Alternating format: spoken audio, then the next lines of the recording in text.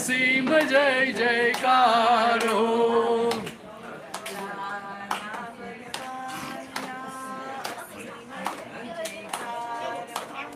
દાદા ભગવાનના અસીમ જય જયકાર હો.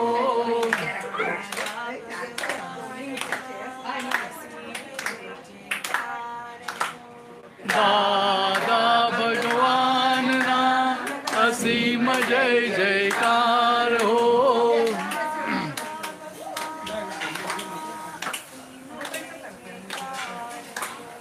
દાદા ભગવાનના અસીમ જય જયકાર હો.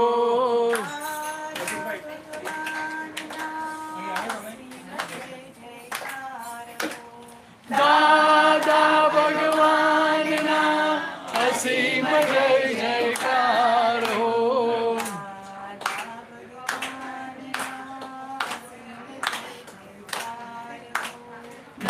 દાદા ભગવાનના અસીમ જય જયકાર હો.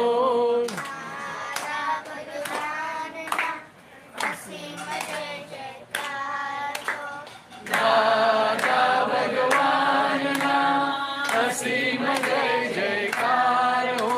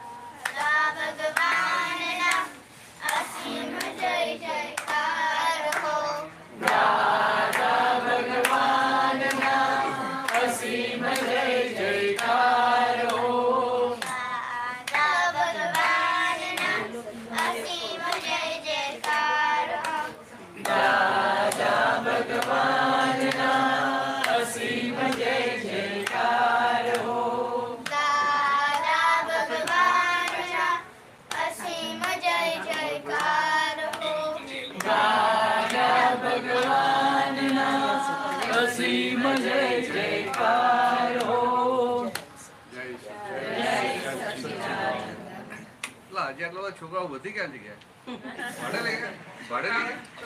મનુબેન નું નસીબ છે. જય સત્ય. આ નવી સ્ટાઇલ હોતી है. જય સત્ય.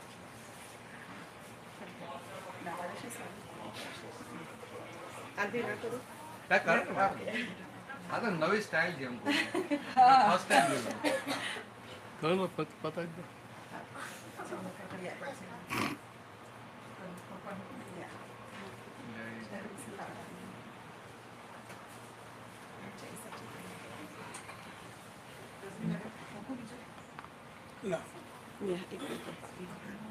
એક મિનિટ.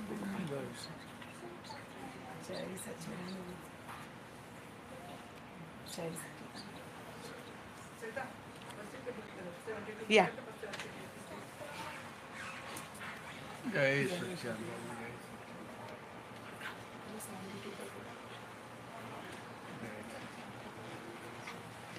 જય સચ્ચિદાનંદ.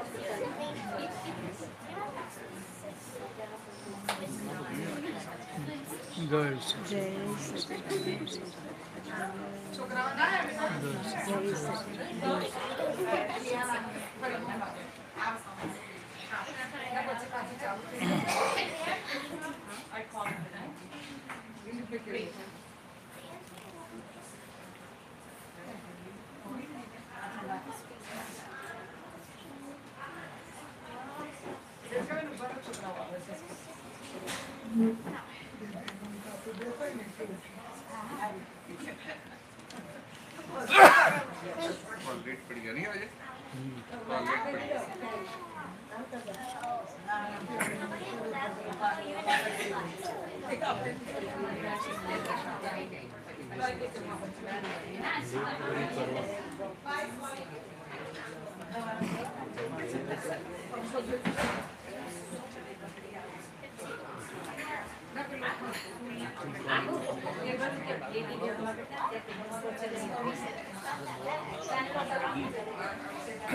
જે નવા હોય ને ક્યારેક નાની બધા આગળ આવી જાય તો વાત જે બીજા નવા હોય એ બી આવે. જય સચ્ચિદાનંદ. જયને કેવું રહ્યું તને જ્ઞાન વિધિ પછી? સરસ થયું ને? તો બધા એવું કે શું અનુભવ બોલે ને એટલે ખબર પડે કે ખરેખર કેવું રહ્યું. રાતે ધ્યાન કરીને સુઈ ગયા હતા? સારી ઊંઘ આવી ને? એવું લાગે કે ઘણા વર્ષો પછી આમ આટલી સારી ઊંઘ આવી એવું લાગે. બરાબર છે? પરફેક્ટ. સુરભી તને તારે કેવું રહ્યું જ્ઞાન વિધિ પછી? બહુ મજા આવી. તો કઈ ને તો બોલ થઈ જાય તો આવી જાય. બહુ મજા આવી. જય સચ્ચિદાનંદ. આ વાંકણના જય સચ્ચિદાનંદ. નામ તારું?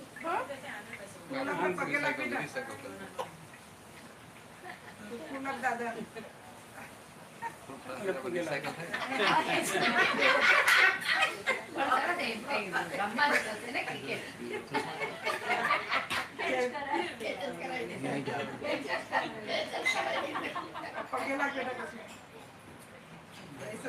શું નામ? કિયાન. જીયાન. અને આ ભાઈનું? કિયાન. આહાન.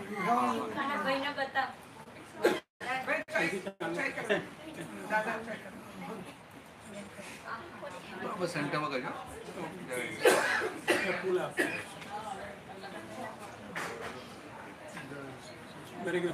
ફૂલ આપો હવે. એને કાલે હું તને પૂછ્યું તો મને કહી દે, મને ખ્યાલ આવી જાય. તો રાતે ઊંઘ સારી આવી ગઈ એટલે બરાબર છે. એટલે બરાબર એવું લાગે કે ઘણા વર્ષો પછી આવી ઊંઘ આવી એમ. અને આમ સવાર ઉઠે એકદમ ફ્રેશ થઈ જઈએ. પછી સવારે ઉઠ્યા પછી આ બધો આ થયું આખો દિવસ ગયો. તને યાદ આવતો હું શુદ્ધાત્મા છું? ના પણ યાદ આવતું હતું ને? ઉઠીને યાદ આવ્યું હું શુદ્ધાત્મા છું? યાદ કર્યું તું. યાદ કર્યું તું? હા. યાદ કરવાનું છે કે ના એ તો રાતે કરવાનું હતું. રાતે તો કર્યું હા મેં હવાનું નતું કહ્યું તને. હા સવારે તો કેવું છે નહીં જાતે જ યાદ આવે છે બેટા. એમને સાદું. પછી બધાનામાં જોયા શુદ્ધાત્માને બધું? પહેલી બે આજ્ઞા વાપરવાની ને? વાપરી ને? હા. આ બધાનામાં જોયું? આ બધાનામાં જોયું? અહીંયા આવી જોયું ને? હા બહુ સરસ. ના ના હો ઘરે જોયું ને કામ થઈ ગયું છે. ઘરે જોયું, ઘરે દેખાયેલ કામ થઈ ગયું ને. પછી વ્યવસ્થિત ત્યાં આજ્ઞા વાપરી ક્યાંય? ના આજે નથી વાપરી. એકચ્યુઅલી વિચારું નતું.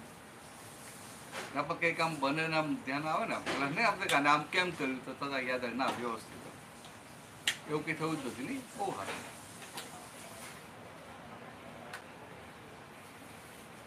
પછી ફાઇલો બધી ભેગી થયેલી કે નહીં? ફાઇલો ભેગી નથી કરી. કેમ તું ઘરે એકલી જ છે? 5 જ ફાઇલ છે total. હા પછી ઘરમાં. 5 ફાઇલનો નિકાલ કરે ના કરે? બધી ભેગી ના થાય પણ ઘરમાં 5 છે પછી કામ કરવા જાય ત્યાં બધી ફાઇલો કહેવાય ને. અંદર આપણે હવે ધીરે ધીરે અવેરનેસ વધતી જાય કે આ બધી ફાઇલ છે અને મારે ફાઇલનો સંભાવે નિકાલ કરવાનો છે. એ અવેરનેસ આ જૈનીને આખી વધતી જાય. સમજાય? એટલે કે તું પોતે કે હું શુદ્ધ આત્મા અને જૈની ફાઇલ નંબર 1 અને જૈનીને ધીરે ધીરે ધીરે આ અવેરનેસ જાગૃતિ વધતી જાય. સમજાય? એટલે કે આ દીકરો તો કે દીકરો બરાબર ફાઇલ વ્યવહારથી દીકરો પણ ખરેખર શુદ્ધ આત્મા. એટલે તને આવું અંદર રહે ને એટલે બંને સાથેનું ડીલિંગ કરવું ખૂબ બદલાઈ જાય. પહેલા જે ડીલિંગ હતું ને એમાં રાગ દ્વેષ હોય અને આ રાગ દ્વેષ વગરનું ડીલિંગ થાય એટલે તારો વ્યવહાર બધાને ગમે. સમજાય? વ્યવહાર બધાને ગમે. આપણે એવું થઈ ગયું સારું છે એટલે તું આ પૂજા ત્યાં આવી ગઈ સારું છે, ભૂલથી આવી ગઈ તો સારું છે.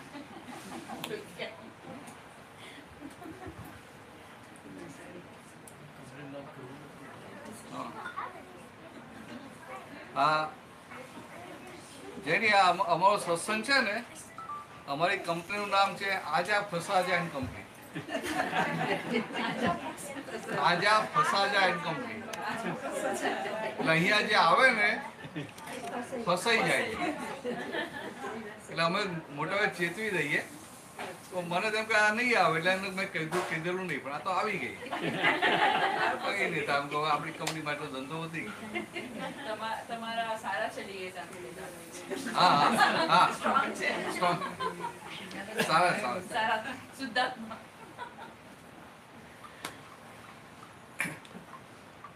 એટલે હવે પછી પેલી બુક વાંચી લે દિવસમાં નથી વાંચી. નથી વાંચી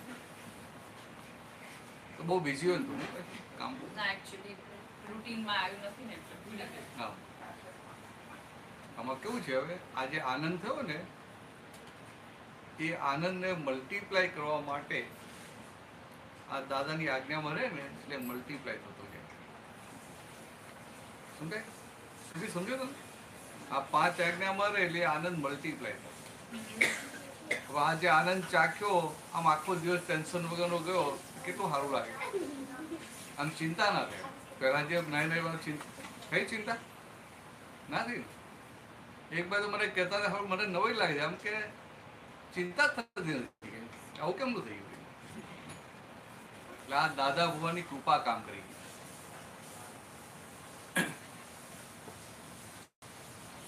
જો ને બધા મને એમ કે 3 જણા આવશે તો 12 જણ થઈ ગયા હતા. કેટલા 13 હશે મને 12 નો ખ્યાલ જે હશે એનો વાંધો. પણ પૂંસારી હોય ને સંજોગ ભેગો થઈ જાય. એટલે દાદા ભગવાન બહુ કહેતા હતા કે માર્કેટિંગ ના કરતા, કોઈને પકડીને તો લાવતા જ નહીં. સમજે? તને તો કા પકડીને તને ખાલી સત્સંગમાં આવવાનું જ છે.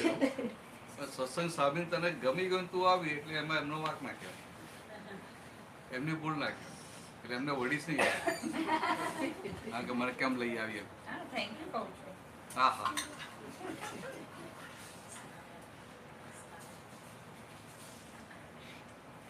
આ પ્રશ્નો જે કરવા બધા કરી લે. તો લોકો બધા પાછળ બેઠા પ્રશ્નો પૂછજો, બધા પૂછાય.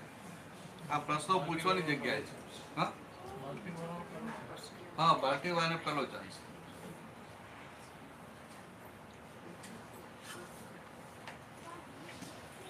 છોકરાઓ માટે નીચે સરખું કરી આવું. જુદું કરવાનું. અને પણ તૈયાર કરી શકો ને તમે કીધું છે. હા બોલતી નથી, તમે કહ્યું તો યાદ કરાવજો. પણ હા ready કરી નાખો. હા એ જ કરવાનું. જો આ તો મમ્મીને કહેવું પડે, તારે જ કહી દેવાનું.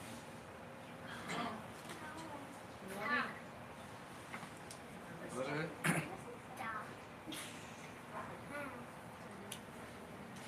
બહુ સારું છે. સરસ ગાય છે તો આમે. મને તો આટલા તો વધી ગયા ને છોકરો એક દિવસમાં આપણે લઈ જાય ક્યાં છે એના બે આયા ને. ખાલી લાઇટલી કે ગાડી રેન્ટ પર લઈ આપણે રેન્ટ પર લઈ આવીશું.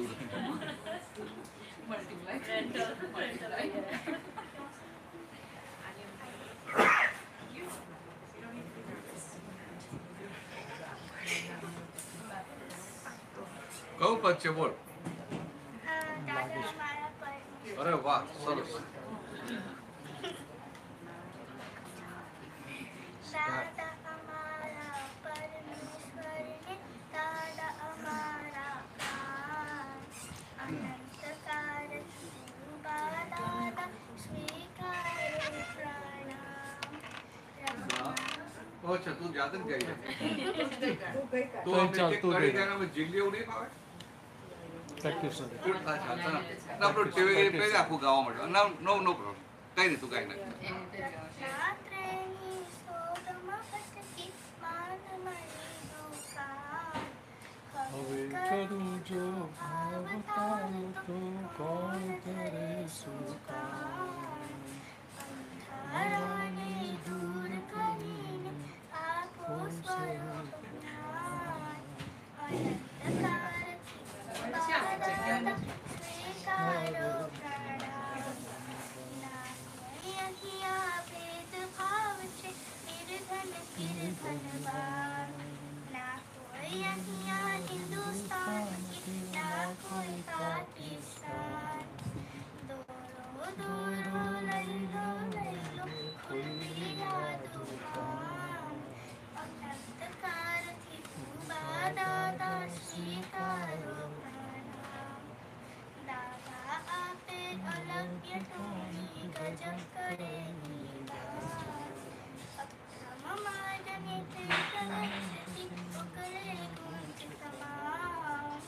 પાશાඥાઓ દાદા કેરી કાઢી નાખે કામ અનંતકાળથી ઉભા દાદા સ્વીકારો પ્રણામ અમે અંત સમયની માટે દાદા માંગુ છું વરદાન જો દાદા નહીં આવો તો મચી જશે તોફાન દાદા દાદા કરતા મારા કરે અંતિમ પ્રાણ અનંતકાળથી ઉભા દાદા સ્વીકારો પ્રણામ અમે તમારા ગૌતમ સ્વામી તમે વીર બલવાન અમે તમારા નરસિંહ મહેતા તમે અમારા શ્યામ અમે તમારા હનુમાનને તમે અમારા રામ અનંતકાળથી ઉભા દાદા સ્વીકારો પ્રણામ નાના બોલો મોટા બોલો બોલો સૌને માન આપો સાથે મળીને બોલો જય દાદા ભગવાન જય દાદા ભગવાન બોલો જય દાદા ભગવાન અનંતકાળથી ઉભા દાદા સ્વીકારો પ્રણામ દાદા સ્વીકારો પ્રણામ દાદા સ્વીકારો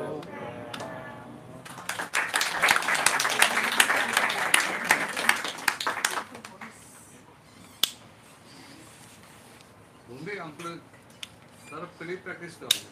હા? એક લીટી ગાયન પેલા ઝીલે ને એ રીતે પ્રેક્ટિસ કરાવજો, સારું પડે. હું નથી કરાવતી, જાતે કરાવીશ. આપણે આવી કરાવજો, બીજા ટ્રેન કરી. હા, સરસ ગાય, એનો રાગ બાગ પરફેક્ટ છે.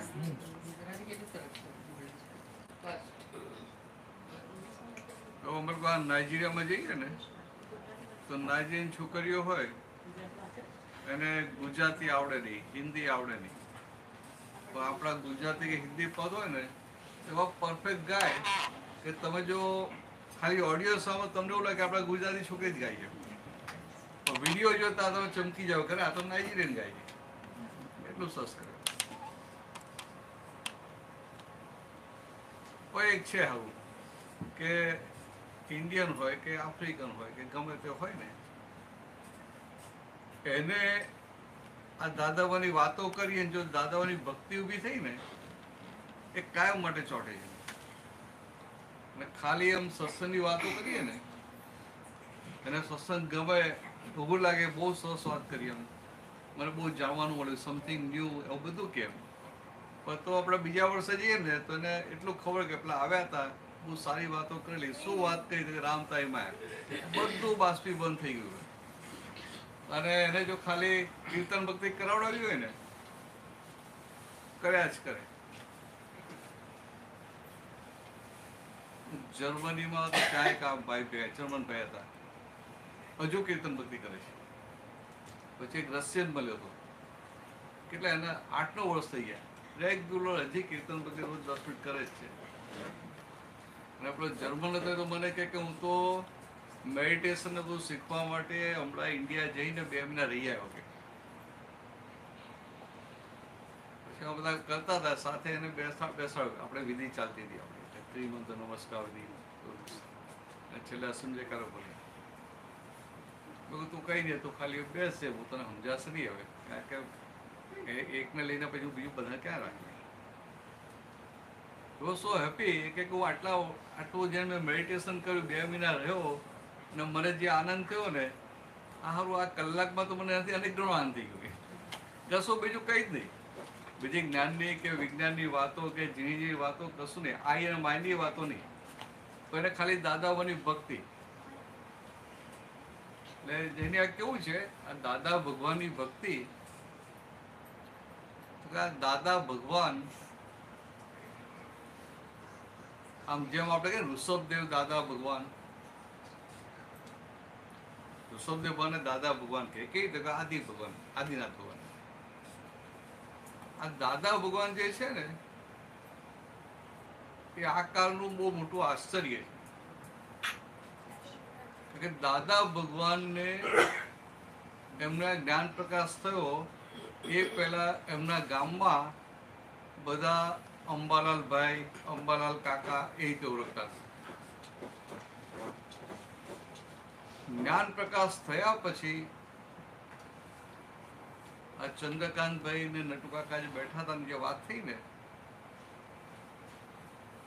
ચંદ્રકાંતભાઈ ના દાદા થાય એટલે એમને પેલી એ બેને વાત થઈ, એમાં એમના મોઢેથી નીકળ્યું કે આપણે કે અંબાલાલ ભાઈ, અંબાલાલ કાકા, ગુરુજી, ગુરુજી કહેતા શરૂઆતમાં આવતા ને ગુરુજી કે, એમને વિચાર આવ્યો કે આ ગુરુ હોય કે બીજા કોઈ હોય તો રસ્તો બતાવે, પછી આપણે રસ્તે ચાલવું પડે. અને આ તો સીધું શુદ્ધાત્મા જે ભાન થઈ ગયું, સીધો આત્મા આપ્યો. એટલે કે આ દાદા દાદા નથી પણ દાદા ભગવાન છે, આવી રીતે આ શબ્દ આવેલો. પણ મોટામાં મોટું એ હતું કે દાદા ભગવાન ક્યારેય એમ પટેલ થઈને રહ્યા નથી. અને એટલી હદે કે તીર્થંકર ભગવાન હોય, જૈન છે તને સમજાશે, તીર્થંકર ભગવાન હોય તો તીર્થંકર ભગવાનને કેવળ જ્ઞાન થયા પછી 4 અઘાતી કર્મો બાકી રહે. એમાંનું એક નામ કર્મ હોય કે આ ભગવાન મહાવીર કે શ્રીમંત સ્વામી. શ્રીમંત સ્વામી તને ખબર છે કે વર્તમાન તીર્થંકર, તો કે એમને તીર્થંકર ભગવાનને અંદર 360 ડિગ્રી ને બહારના ભાગમાં 360 ડિગ્રી હોય. એટલે એમને આ નામ કર્મ રહેવું હોય. આ દાદા ભગવાનનું એવું મોટું ગજબનું આશ્ચર્ય કે એમના ગામમાં બધા અંબાલાલ ભાઈ, અંબાલાલ કાકા, અંબાલાલ દાદા એ રીતે નતા ઓળખતા, બધાને દાદા ભગવાન જ કહેતા. એટલે કે આ નામ કર્મ પણ એમનું આખું ધોઈ ગયું. એટલે એ રીતે આકારનું આશ્ચર્ય કહેવાય. બાકી આમ કેવું હોય કે આ ના બોલે એમ કે દાદા ભગવાન કહીએ, કોઈ ના બોલે મોટા દાદા. મોટા દાદા કોઈ એટલે તમે વ્યક્તિ બનાવે, વ્યક્તિ બનાવે એટલે તમને ફાયદો ના થાય. તમારી દ્રષ્ટિ મહિલા વિજ્ઞાન સ્વરૂપ દાદા ઉપરથી ખસી અને પેલા બાના ખ્યાલ આપણે અહીંયા અમેરિકા બધા બહુ બોલે છે મોટા દાદા, અંબાલાલ દાદા, મોટા દાદા. તો આવી નવું ક્યાંથી લઈ આવે? તમે સાંભળી? મને બહુ નવાઈ લાગે. હવે દાદા ભગવાન પાછા અમને કહે ખરા, અમે શરૂઆતમાં સત્સંગ કરવા જઈએ ને, એક તો આવડે નહીં, એ વખત નાનલા, અત્યારે તો 68 થાય કે 22, એટલે કેવા આવીએ એમ તારા કરતાંય નાના. અને બીજું કશું બોલતા કરતા આવડે નહીં, વાતચીત કરતા આવડે નહીં. એટલે કંઈ સત્સંગ કરવાનો હોય મોકલ્યા દાદા, તો અમે શું કરીએ, આપણે ટ્રેન કરે ને, તો અમને પેલો બીજા અંદાજ કશું નીકળે નહીં. એટલે શું કે દાદા ભગવાન આમ કહ્યું, દાદા ભગવાન આમ કહ્યું, દાદા ભગવાન આમ કહ્યું કે આમ. એટલે આપણે શું થાય કે સારું આપણે બોલવામાં કંઈ ભૂલ થાય અને કે દાદા જે વાત કે એટલી જ આપણે કરવી. તમે શું કહીએ કે દાદા ભગવાન આમ કહ્યું, દાદા ભગવાન આમ કહ્યું. પછી સત્સંગ કહીને ગામડામાં સત્સંગ પતાવીને ઘરે જઈએ એટલે દાદા પાસે જઈએ, દાદા બધું પૂછે શું વાત થઈ, કોને સત્સંગ કર્યો, કોને શું જવાબ આપ્યો, બધું પૂછે. અમે આવું કહીએ ને કે અમે આવું કીધું એમ કે દાદા પણ આમ કહે છે, તો દાદા શું કહે છે જુઓ કે તમે આવી રીતે બોલશો ને પણ કે દાદા ભગવાને આમ કહ્યું, દાદા ભગવાન, તો લોકો દાદા ભગવાને વ્યક્તિ માનશે ને એને ફાયદો નહીં થાય. બધું કઈ સમજે? દાદા ભગવાન જે વિજ્ઞાન સ્વરૂપ છે એને વ્યક્તિ માનશે ને વ્યક્તિ માનશે એટલે ફાયદો નહીં થાય. આ તમે જુઓ આજે એમની જે મુક્ત દશા છે ને, સમજો સમજો. હવે મારા માટે દાદા ભગવાન ભલે મહિલા ભગવાન છે, હું જયારે પેલો કહું દાદા ભગવાન આમ કોઈ દાદા, તો પેલો શું સમજે કે ભાઈ આ એમ પટેલ છે એમને આવું કીધું, એના માટે ભાઈ એમ પટેલ દાદા ભગવાન થઈ ગયા. એટલે કે વ્યક્તિ સ્વરૂપ બનાવે. દાદા કે તમે તો જ્યાં જાઓ ને આપણે તો કઈ વિજ્ઞાન ખુલ્લું કરવાનું છે કે તમે જાઓ એને વ્યવહારની ગૂંચવાડા હોય ને એક બે એના એવા સોલ્યુશન સસ આપ્યા હોય આ સિદ્ધાંતના આધારે એટલે એને કાયમનું સોલ્યુશન આવી જાય એટલે પછી એને ધીરે ધીરે ચોંટી જાય. બાકી બહુ વ્યક્તિ પર એવું ના કરે. ખ્યાલ આવે? તો પૂછજો જેને તો પૂછી લેજો પછી આપણે ક્યારે ભેગા થશું કહેવાય નહીં. આજે મને સાંભળવું છે. આજે સાંભળવું છે ને બરાબર. તમારા પેલા કોઈને કેવું છે વાત કરી કોઈને કે? બહુ સરસ રહ્યું. હા એમને તો રાત્રે પેલું નિધિ ધ્યાસનનું ને જે કીધેલું એક્ઝેક્ટ એવું ફોલો કર્યું. પછી સવારે 5 વાગે ઉઠ્યા, હલ્યા ને તો બી હું શુદ્ધાત્મા છું એવું રહ્યું. પછી ઉઠ્યા ત્યારે હું શુદ્ધાત્મા છું. પછી આમ એટલા બધા આમ બધું નોર્મલ જે કામકાજ હતું પણ એની અંદર એમને આમ જુદા પણ રહ્યું. અને સવારના પોરમાં ચરણ વિધિ આખી એમને જે કહી હતી એ પ્રમાણે આખી કરી લીધી. અને બધા કામમાં એવું કહે છે કે મને જુદું લાગે છે. આજે બહુ જ આનંદ લાગે છે અને બહુ જુદું લાગે છે. બહુ સરસ. એટલે આ છે એટલે આજે હું જે કહેતો હતો ને કે આજે તમારે જે જ્ઞાન લેવાનું છે એ આપતો પુતો પાસે નથી લેવાનું, દાદા ભગવાન પાસે તમને આ જ્ઞાન પ્રાપ્ત થાય. એટલે વચ્ચે પેલો કમિશન વાળો ભાગ ઉડી જાય ને એટલે બહુ કામ કરે આખું. હવે આ તો કેવું આમ આ તો એક કે બે આમ સત્સંગ મને બહુ ભેગા નથી થયા. એ કહે છે કે મને કાલે જ્યારે આ પ્રયોગ ચાલતો હતો ને ત્યારે ખબર જ નથી પડી કે હું કેટલી વખત સુધી આ આંખ મારી બંધ હતી, બેઠી, અને એમ એકદમ જ મને હલકું હલકું લાગ્યું. કલાક ક્યાં થઈ ગયો ને એ ખબર ના પડે. એને એવું લાગે કલાક પૂરો થઈ ગયો એવું લાગે, એને એવું લાગે 10 જ મિનિટ થઈ હશે. અને આમ જો ધ્યાનમાં બેઠા તો ક્યારે પૂરું થાય સામે કરવા બેઠા ને તો પેલું જોયા કરે કે કેટલી વાગે ખબર ના પડે. આ મહિલા દાદા ભગવાનની કૃપા ઉતરે છે. એટલે આપણે જે વિધિ પણ કરી છે ને એમનો અંગૂઠે જે વિધિ થાય ને અને આખું એનું જે સમર્પણ ભાવ છે એ પણ એના અંદર છે કે મારે મારો અહંકાર, મારી અજ્ઞાનતા આમના ચરણમાં સમર્પણ કરવાની છે. અને હવે જે વેક્યુમ થશે એમાં આ સેટ થશે. એટલે આ જે નાનું જે રાખીએ છીએ ને એટલા માટે કે આખું બોલું 1 to 1 થાય ને સરસ થાય. એટલે જેને પણ તમારે કંઈક આમ બરાબર કરજો, 5 આજ્ઞાનું બરાબર કરજો. આજે રાતે હુતા પેલા વાંચી લેજો. હા રોજ આ તમે જમવાનું ભૂલી જાવ છો ગમે એટલું કામ હોય તો આ એવું જ છે. એના માટે આ જેરીબેનનું જમવાનું છે ને પેલું રિયલનું છે કે રિયલમાં હજી રિયલની પ્રાપ્તિ થઈ, ભાન થયું આપણને. હવે એમાં સ્થિરતા થવી જોઈએ ને એટલે સ્થિરતા માટેનું છે. આજે જ્ઞાન બીજ રોપ્યું એનું આ ખાતર પાણી કહેવાય. સારું ચલો તમને 2, 4, 5 જણને સારું થઈ ગયું. પેલા 4 જણને સારું છે. અશોકભાઈ વાળા એ સારું છે.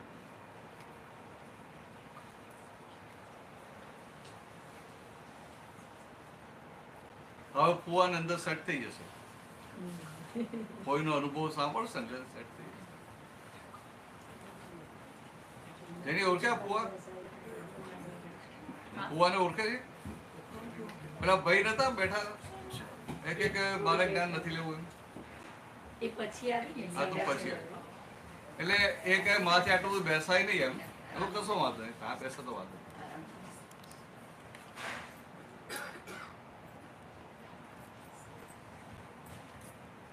આ દાદા ભગવાન જે તાજા થઈ ગયેલા છે ને અને દેહ સ્વરૂપે નથી રહ્યા એટલે એમનું ઐશ્વર્ય કામ કરે. અને મહાત્માઓ માટે એ મહિલા દાદા ભગવાન અને આ જે દેહના માધ્યમ થ્રુ જે પ્રગટ થયા એટલે એમના માટે 4 ડિગ્રીનો ફરક. એટલે આમ કશો ફરક નહીં. એટલે આમ જોવા જઈએ તો તીર્થંકર ભગવાન હોય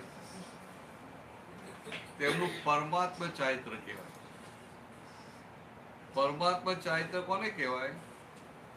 તો કે એમને જે વ્યવહારનો ભાગ છે, વ્યવહારનો ભાગ, એમાં કોઈ જાતની અશુદ્ધિ રહી ના હોય, અશુદ્ધિ રહી ના હોય.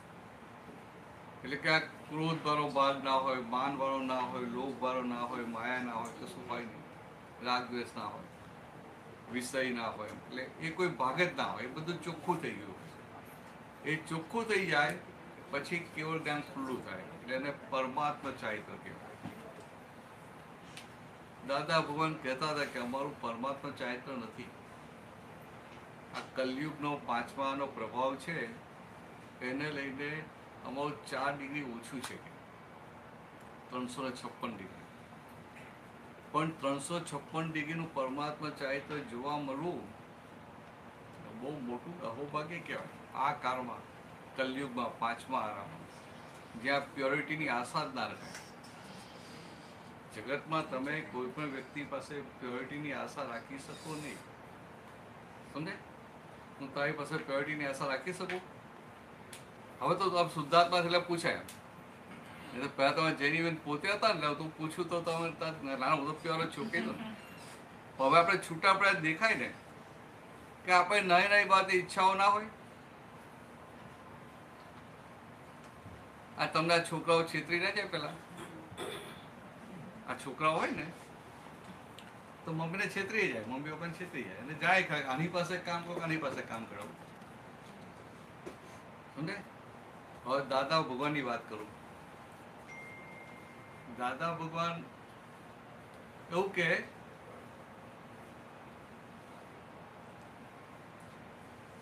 કે આ દુનિયામાં કોઈ પણ વ્યક્તિ અમને છેતરી ના શકે. દાદા આવું પડે, અમને એવું થાય કે ઓ દાદા કેવો આમ કે કોઈ અમને છેતરી ના શકે, પણ વાત ના પકડાય. સમજે? તમને મહેન્દ્રભાઈ જાગો છો ને? હા, ઉપરથી લાઈટ લાંગ દેખાય ને તમે એટલે બોલાવો. દાદા કે આ દુનિયામાં કોઈ પણ વ્યક્તિ અમને છેતરી ના શકે. આપણે શું આપણા દાદા કેવા આમ કોઈ અમને છેતરી ના શકે, આપણે એવું થાય.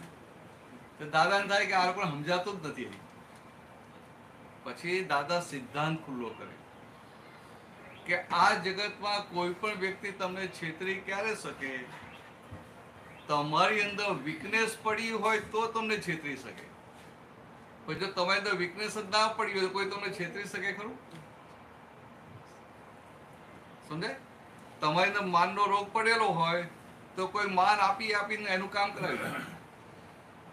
માનનો રોગ પડેલો હોય. આપણી અંદર લોભ પડેલો હોય તો કોઈ આમ અથડીમાં ચાંદ બતાવીને છેતરી જાય ના છેતરી જાય. અને પેલા કમાટી બાગમાં બરોડાની વાત કરું, ત્યાં કમાટી ગાર્ડન હોય ને તો પેલા ગામડા લોકો ફરવા આવે ને તો પેલા એવા ચકોર લોકો હોય એને આમ પેલી રમત રમાડે ને એમાં છેતરી જાય. તો પહેલા તો એ લોકો રમતા અંદર એ લોકો જ રમતા અંદર અંદર જ હોય ને પેલા મળે આમ કે એને થાય ઓહો ₹25 કમાવે, ₹25 કમાવે. તો પેલા એટલે હું ટ્રાય કરું. એટલે પછી એકના પછી કરવા જાય તો શરૂઆતમાં કમાવા દે, પછી એવો ફસાવે ને બધાના લઈ જાય. તો દાદા કે એ કેમ છેતરાયો? તો કે પૈસાની લાલચ હતી, પૈસાનો લોભ હતો માટે છેતરાયો. જો એની અંદર લોભ ના હોત તો છેતરાય ખરો? લોભ ના હોય તો શું વિચારે? લોભ ના હોય ને એ જુએ કે હારું મારા એકના હું વ્યાજે પૈસા હું દે વખતે વ્યાજ 5-6% હતું, તો વ્યાજે બધું 5% મળે, ધંધો બધો 20% મળે, તો 20ના 25-30% મળે ત્યાં સુધી બરાબર છે. તો કોઈ મને કહે કે આ વર્ષમાં ડબલ થઈ જશે તો કે આ લોભિયા હોય ત્યાં ધુતારા ભૂકે ના હોય. હવે દાદા રમતા રમતા એટલી મોટી વાત કરી દે એમ. દાદાએ અમને શું કીધેલું કે અમને કોઈ છેતરી શકે નહીં. એ તો બહુ રોપથી બોલે, આ દુનિયામાં એવો કોઈ પાક્યો નથી જે અમને છેતરી શકે. એટલે અમને તો મજા આવે એમ કામમાં, એવું લાગે હોય આપણા દાદાને કોઈ છેતરી ના શકે. પેલો બીજો સમજણ નહીં દેખાય, નાના ને પાછા ઉંમર નાની 22-23-24 વર્ષની. પછી દાદાને સમજાય કે હજી આ મહાત્માઓને કે આ લોકોને કઈ સમજેલું નથી. પછી આવી તો ખોટ પાડી દીધી કે કોઈ પણ વ્યક્તિ તમને છેતરી ક્યારે શકે? તમને અંદર માન હોય ને તો ગલી પછી કામ કરાવી જાય. લોભ હોય તો તમને એટલે કે અંદર વીકનેસ પડેલી હોય તો તમને છેતરી. પછી બીજી વાત કહી દાદા એ શરૂઆતના દિવસોમાં બધા પેલા ભણી રહ્યા એટલે બધા નોકરીએ જઈએ ને, નોકરી કરીએ એટલે પેલો પગાર આવે ને, પછી પગાર આવે, પછી દર વર્ષે ઇન્ક્રીમેન્ટ આવે, પ્રમોશન આવે.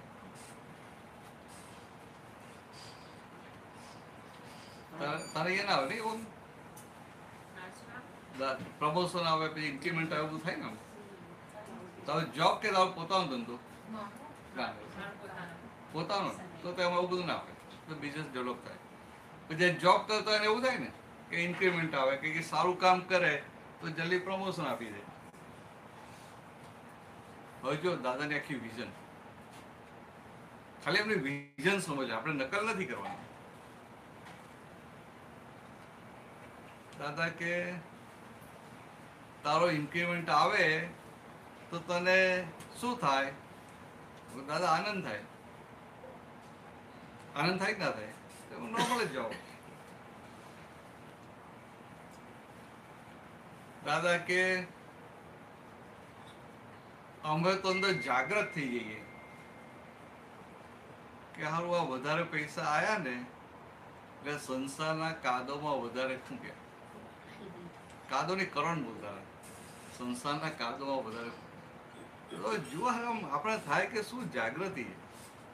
હવે નકલ કરવાની વાત નથી, પણ આપણે દેખાય કે આપણે જાગૃતિમાં કેટલા કાચા પડીએ. ખ્યાલ? એટલે હવે આપણે શુદ્ધાત્મા થયા. અંદર ભરેલો માલ ગમે તેવો હોય, ભરેલા માલનો ક્યારેય વાંધો નથી ઉઠાવ્યો. તેની બેન સમજો. આ તમે કાલે તમને ભાન થયું કે હું શુદ્ધાત્મા છું. પેલા જૈનીબેન જ હતા ને, અને પાછલા જન્મમાં આ જ્ઞાન તો હતું નહીં, એટલે અજ્ઞાનતાના આધારે બધું ભરભર કરેલું ને. તમને જે પણ જ્ઞાનીઓ ભેગા થાય, જ્ઞાનીઓ જ કહેવા પડે, આમ તો અજ્ઞાની કહેવાય, પણ આપણે અજ્ઞાની બોલીએ સારું ના લાગે.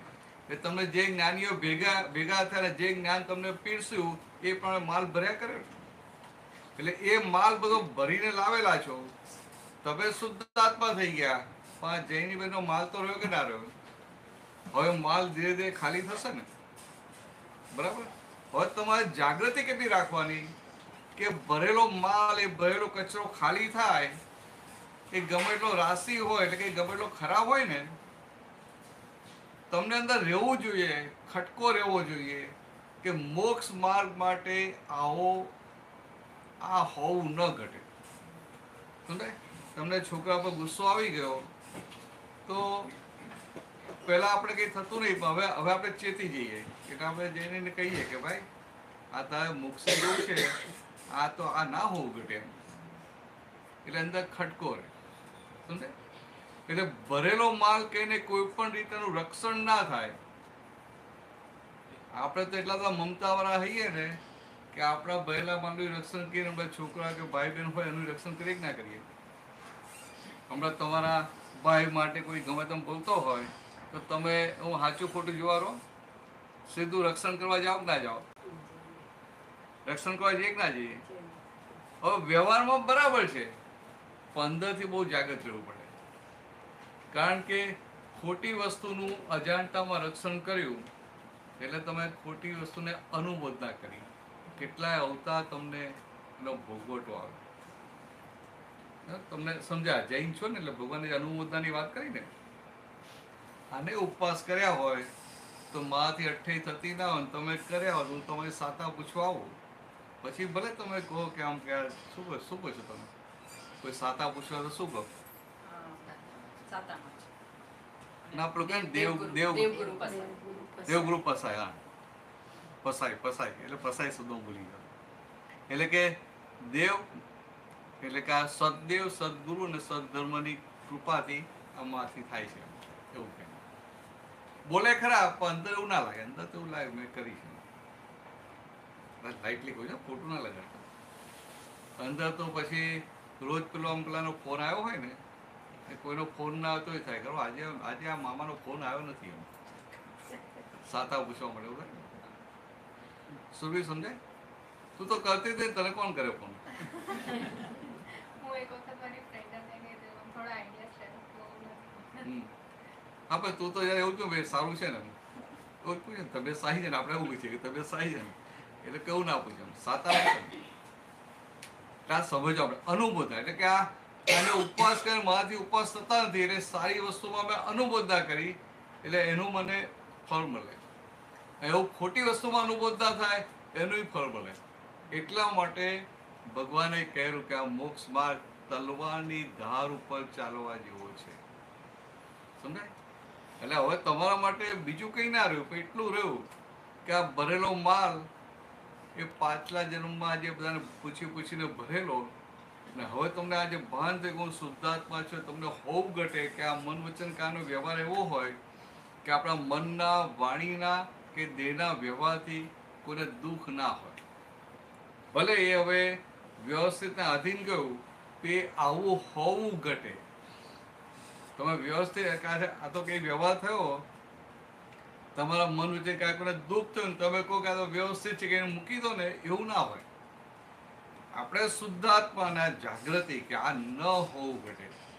એટલે જૈનીની અંદર એનો ખટકો રહેવો જોઈએ, પિંચિંગ કે આ ખોટું થાય છે, ખોટું થાય છે, આવું ન હોવું ઘટે. એટલે આ ખોટું થાય છે, આ ખોટું થાય છે આવું રહે એટલે 50% પ્રતિક્રમણ થઈ ગયું. પેલું બોલીને કરીએ ને એને બદલે 50% તમે, કારણ કે અતિક્રમણ એટલે શું, ઉધાર રસ્તે જવું અને ત્યાંથી પાછો યુટર્ન એને પાછા આવી એટલે પ્રતિક્રમણ થયું. તો કે આ માલ ફૂટ્યો અને દેખાય છે કે આ મારો જે માલ ફૂટ્યો એમાંથી કોઈને દુઃખ થાય છે એટલે ત્યાંથી પાછા ફરે અને થાય કે આવું ન હોવું ઘટે. સમજે? આ ઘરમાં કોઈ હોય આમ ભાઈ બહેન હોય બીજા કોઈ હોય લગ્નમાં, આપણી કંઈ વાણી નીકળી જાય તેને આમ દુઃખ થાય તો ચેતું ના પડે?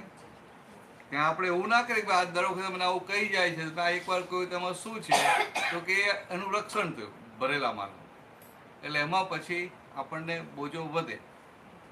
અને ભલે ને આપણે 10 વાર આપણું અપમાન કરી ગયા હોય પણ આપણે આપણા સામું થયું તો કે આપણે મારે મોક્ષ એવું છે આ ન હોવું. એટલે આ ભરેલો માલ ગમે તેવો ફૂટે, જાણતા અજાણતા એને ટેકો ના અપાય એટલું છું. જેવું તમારો જે ભરેલો માલ મોક્ષ માર્ગમાં ન હોવો ઘટે એને ટેકો ના આપો, એવું પછી ભલે નજીકના સગા હોય, હસબન્ડ હોય કે મા બાપ હોય કે ભાઈ બહેન હોય, એનો ભરેલો માલ એવો હોય આપણે અંદરથી ટેકો ના આપે એટલું જાગૃત રાખો. આપણને કહેવાની જરૂર નથી અને આપણી વાત સાંભળે તો સારા શબ્દોમાં કહેવાય ખરું. આપણી વાત સાંભળે તો, પછી આપણી વાત ના સાંભળે તો એની જવાબદારી, પછી તમારી જવાબદારી નહીં, પણ પછી કહેવાની રીત હોવી જોઈએ. તમારો ભાઈ આજે પૂરું કર્યું એક જ મિનિટ.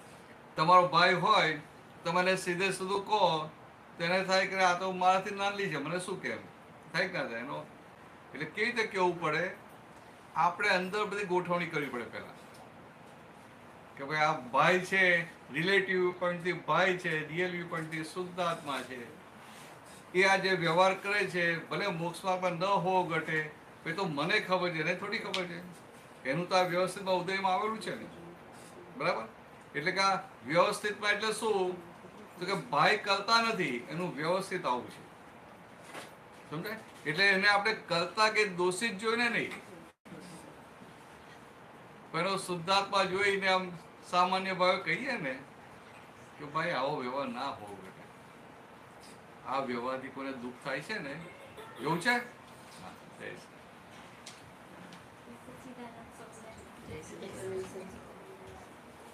કે આ વ્યવહારથી કોઈને દુઃખ થાય છે ને, તમારા મન વચન કાયાના વ્યવહારથી કોઈને દુઃખ થાય ને ત્યાં સુધી મોક્ષના દરવાજા ખુલે નહીં, એનું ગ્રીન લાઇટ થાય નહીં.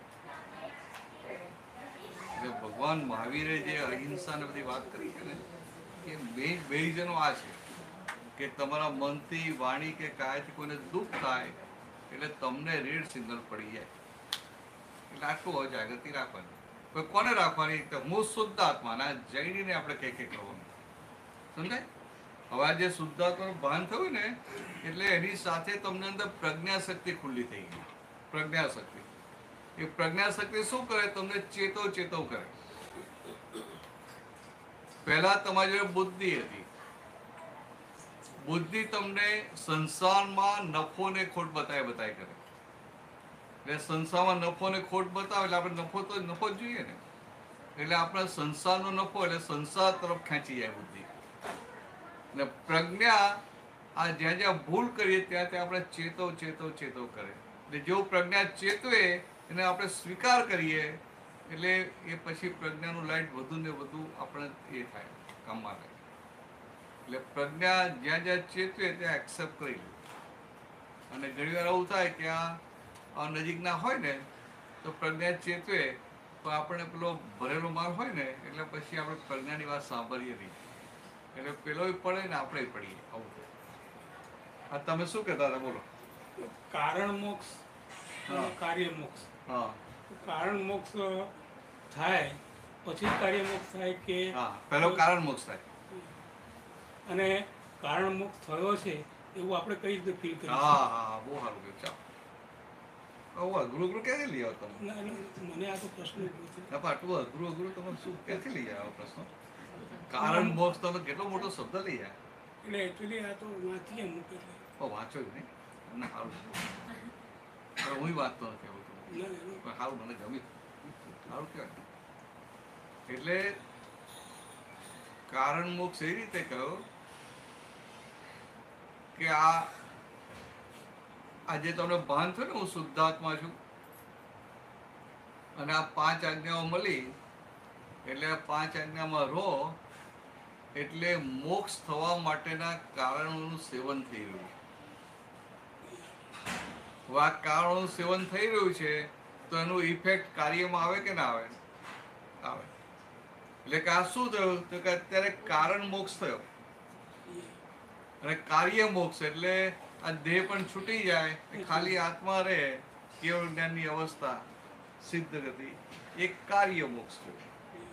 કારણ અને કાર્ય. એટલે અત્યારે મોક્ષ આપણો શ્વાસ છૂટે એની પહેલાનો ના, આ બધા કર્મો પતી જાય ને આ અવતારમાં ના થાય. એટલે હજી કારણ મોક્ષ હજી 1-2 અવતાર રહેવાનો. પછી આ બધા જ કર્મો નિર્જરા થઈ જાય, ડિસ્ચાર્જ થઈ જાય, પછી કાર્ય મોક્ષ થાય. કાર્ય મોક્ષ એટલે શું? ખાલી આત્મા રહે એટલે સિદ્ધમાં જાય એને કાર્ય મોક્ષ કહેવાય.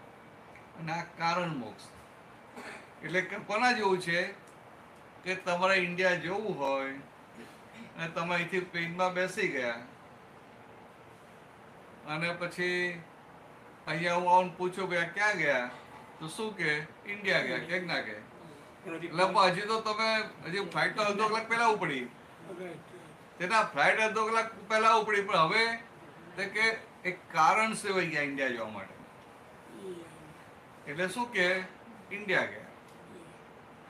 એવું આ મોક્ષનું આ કલયુગમાં તમને પોતાની જાત ઉપર શંકા પડી. સમજાય? આ તમે જે પહેલા બિલીફ હતી કે હું જૈની છું એ બિલીફ હવે રહેવું કરું કેવી રીતે? વ્યવહારથી 1500 ખરેખર તો હું શુદ્ધ આત્મા છું. સમજાય? ખરેખર તો હું શુદ્ધ આત્મા છું. એટલે બેનને ફોઈને જે છૂટાપણું થયું ને એટલે એને અંદર આ હું એટલે શું નામ એમનું? જિજ્ઞેસા. એટલે હું જિજ્ઞેસાબેન છું એવું જે હતું એ એવી સ્ટ્રોંગ બિલીફ હતી કે એમને ઊંઘમાંથી ઉઠાડીએ ને તો હું જિજ્ઞેસા છું એવું ભૂલે નહીં. પણ હા